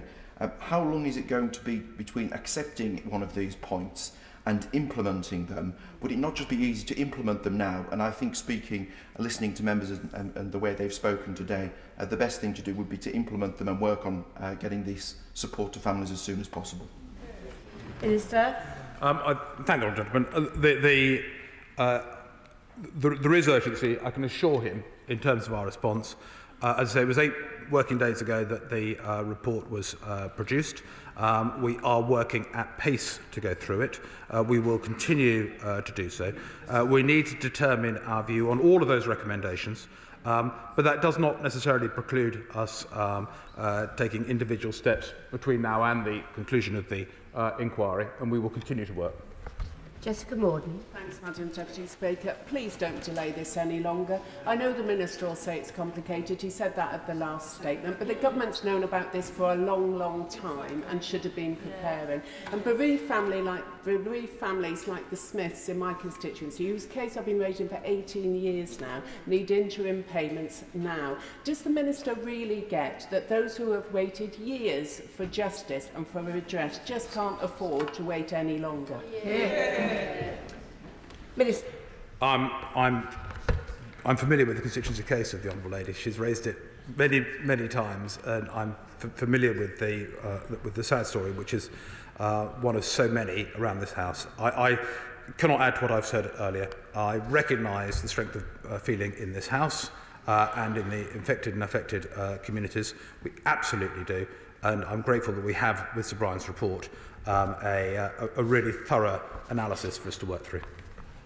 Chris Stevens. Thank you, Madam Deputy Speaker. Does the Minister accept that the uncertainty of when the Government will fully respond to this report risks damaging people's mental health? I'm thinking of a number of constituents who've contacted me that there's a real impact on mental health, and so can he set out an actual timetable, or does he have a timetable in his head for action? And does he also accept the principle of making interim payments to bereaved parents and children, many of whom gave up their working careers, many of whom did not reach their educational and academic potential because of the years they were caring for their loved ones? Minister. On the timetable, Madam Deputy Speaker, we are determined to be in the best possible place to respond to the inquiry when it concludes. But as I've said to other honourable members, that doesn't preclude us doing other steps earlier if that is what we determine to do as a government. We are working at pace to go through all of the implications of the report. On the second point that the honourable gentleman raises, I can't go through individual recommendations at this stage. He will appreciate why, but I do recognise the extremely strong case that Sir Brian has made for a number of those who have been affected, including carers who have given up a great deal to support others. Tulip Siddiq. Thank you, Madam Deputy Speaker. One of my constituents contracted hepatitis C from a botched blood bag in the 1980s. Her daughter wrote to me last year, and I quote, she said, "I'm furious that you have grudgingly decided to pay interim compensation after she finally could fight no longer, 7 weeks after she died. In the meantime, I'm left with grief and nothing else to show for all the misery. In addition to all the horrors that my constituent and her mother went through, the daughter is also not eligible for compensation as she's not a partner of the bereaved. Could I ask the Minister, does he think this is fair?" Minister. Look, I'm very sorry to hear about the loss of the Honourable Lady's constituent. It was a significant step forward and a positive step forward that the government accepted in full Sir Brian's recommendation about those infected and bereaved partners and brought forward the £100,000 of compensation that was paid last October. It's tragic that, for the reasons stated earlier in relation to the scale of loss ongoing from this scandal, that there will have been individuals who missed out on those compensation because of their death, even between the announcement and the payment of the compensation, which is, and I really feel for the family of the Honourable Lady's constituent. The Honourable Lady specifically referred to payments to beyond the interim payments that were made last year. Sir Brian has made a very specific recommendation on that. We're not responding to it today, but it is one of the many recommendations that we're working through. Alison Thulis. Thank you, Madam Deputy Speaker. My constituent's father died in England in the late 1970s, and she tells me that she is his only surviving next of kin. So can the Minister confirm where my constituent and many others like her will obtain the compensation that they are clearly due, and what proof will be required to access it given the notorious related scandal around medical records? Because bereaved people in these circumstances don't need more barriers, they need compensation after all they've suffered. Minister. I thank the Honourable Lady, and she raises an extremely good point in terms of the evidence to be produced to access any future compensation scheme. It was a minor point of difference between the two reports, between Sir Robert and Sir Brian, in terms of the evidential test, but everyone is very aware that given the history of records not being available and the length of time that has been passed, well, Sir Brian has been very clear that an appropriate approach must be taken to a compensation scheme if it is established along those lines to ensure that it doesn't preclude people who have got no means of showing their ability to access the scheme because of factors completely beyond their control. Holly Lynch. Thank you very much, Madam Deputy Speaker. It's a point that's been made by so many colleagues in the chamber already, but children of those lost as a consequence of the scandal feel particularly unseen and unheard by the progress that's been made so far. So can the Minister assure them that there will be a focus for this government when recognising not only their loss, but also in delivering compensation payments through the scheme to them as a priority? Minister. Thank the Honourable Lady. As I said before, children are a particularly harrowing aspect of this. Sir Brian has made very specific recommendations. We're not responding to those today, but we are working through them. We will continue to do so, I can assure the Honourable Lady. Patrick Grady. Deputy Speaker, I express sympathy and solidarity with my constituents who have been affected as well. Does the Minister accept, as I think the questions are demonstrating, that the longer it takes to implement, the more complicated it is going to become, and not least because of the question of estates and surviving relatives becomes increasingly into play? So does the Government recognise the need to confirm the individuals that are due compensation and then pay them as quickly as possible? Minister. The Honourable Gentleman will appreciate that is exactly the process that we're going through. It's working through Sir Brian's report, where he makes specific recommendations, including the eligibility of the estates. He recommends that the estates of those infected should be included with any scheme. But these are all, he's not wrong in saying that these are all complicated. The risk is becoming more complicated, and we want to make certain that we make progress and come to a resolution in our consideration of that report. Catherine West. Deputy Speaker, when I entered this House, my young constituent was in the nursery and we all hoped that this would be resolved quickly. She then graduated to primary school and now she's about to go into secondary school. The loss of her father was absolutely devastating to this terrible infected blood scandal. Two questions. One is, will she receive compensation? Because there seems to be a question about whether children will get compensation. And secondly, the psychological research is only being done now to look at the support needs. How can it be that after this many years that the research is only beginning now to look on commissioning a bespoke service? And will he apologise for that specific delay? Minister. I can't confirm the details of what would be within a compensation scheme if that comes forward, simply because that is the work we are undertaking now. I recognise the urgency represented by the Honourable Lady. In terms of the psychological needs, there are different progress has been made around the United Kingdom. There are schemes established in Scotland and Wales and Northern Ireland. There is £900 available every year in England, but there is being work undertaken now to ensure that there is that a tailored scheme would be absolutely appropriate, and that is ongoing, and we expect to hear over the next few months as to what the answer will be on the psychological scheme. That's something which has been conducted by my ministerial colleagues in the Department of Health. Anna Bardell. Much, Madam Deputy Speaker. I am afraid that it is simply not good enough. It is like Groundhog Day for our constituents who have been impacted by the contaminated blood scandal. And it's not good enough to come to the dispatch box when there's been so much time and so many reports with so little to say to our constituents. Constituents like mine, Vera Gaskin and Linda Cannon. Linda emailed me last night to say the consequences for me have been devastating. My life has been ruined beyond belief. I lost my husband 37 years under horrendous circumstances which were hard to bear. Decades have gone by, Madam Deputy Speaker, and nothing has been done. We welcome the reports, of course we welcome the reports, but the Minister must not use those to hide behind and kick the can down the road for those victims. There's clearly cross-party support for taking those interim measures, so why doesn't he get on and do it? Minister. The Honourable Lady is absolutely right. This has been going on for decades. That was why it was vital that the inquiry was set up as it was in 2017 by my right honourable friend, the member for Maidenhead. This is a significant moment in the course of that inquiry. The production of an interim report, specifically dealing with compensation, was delivered 8 working days ago. It's extraordinarily important that that's been made. It is a thorough report. We need to go through it. So I recognise the determination from all sides of this House to see this to resolution. I recognise the frustration of the Honourable Lady, and she's reflecting the frustration of her constituents and many others, I know.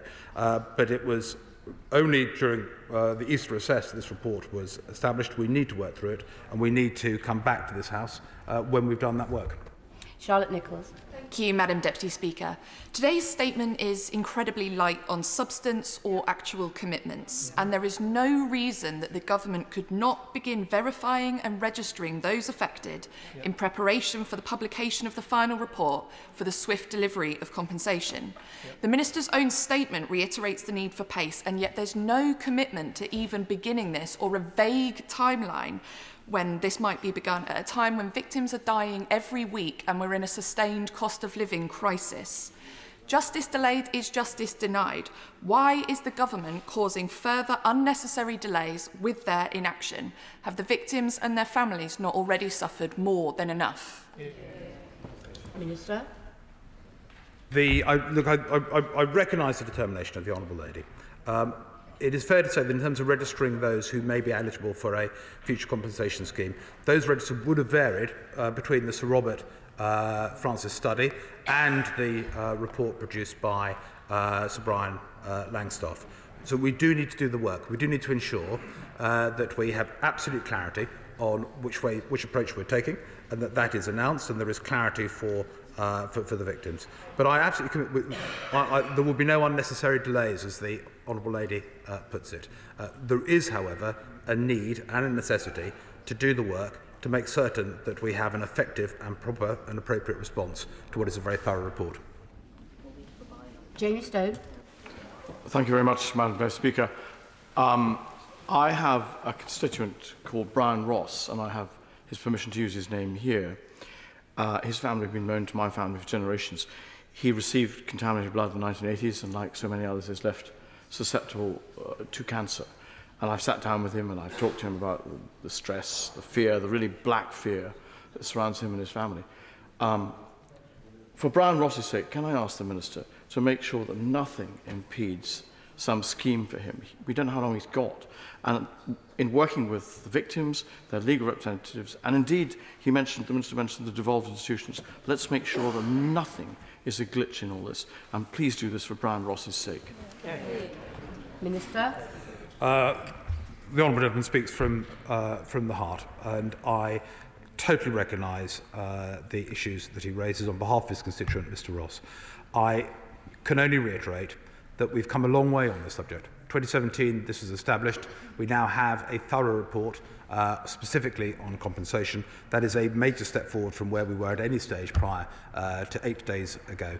And we will do all the work and ensure that we come back with a proper and full and appropriate response. Ruth Cadbury. Thank you, Madam Deputy Speaker. My constituent's son received infected blood in the 80s, and the trauma and cost on that family is incalculable, as described by many other MPs here today. Time is not on the side of many of these families. I'm going to ask the Paymaster General a specific question, because he seems to avoid giving any specific facts of what's going to happen now. Is it not unreasonable to have a compensation scheme up and running by the end of this year? Minister. That is what Sir Brian recommends. So Sir Brian believes that it is possible to achieve that. We need to work through and produce our response to Sir Brian. I'm not in a position to confirm timings as yet or what our response will be. But the Honourable Lady is absolutely right in saying that Sir Brian Langstaff recommends that we should be in a position to put to get a scheme in place by the end of the year. We need to do the work. We need to be able to come back to this House.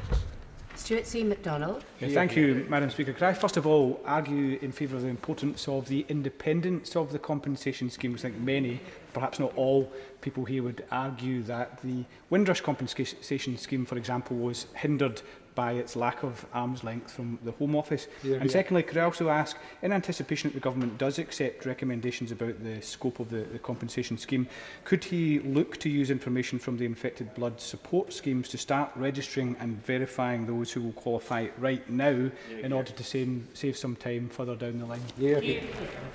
Minister. Look, I thank the honourable gentleman. We are, as part of the work I've alluded to, looking at a whole range of compensation schemes, and they come in different shapes and sizes.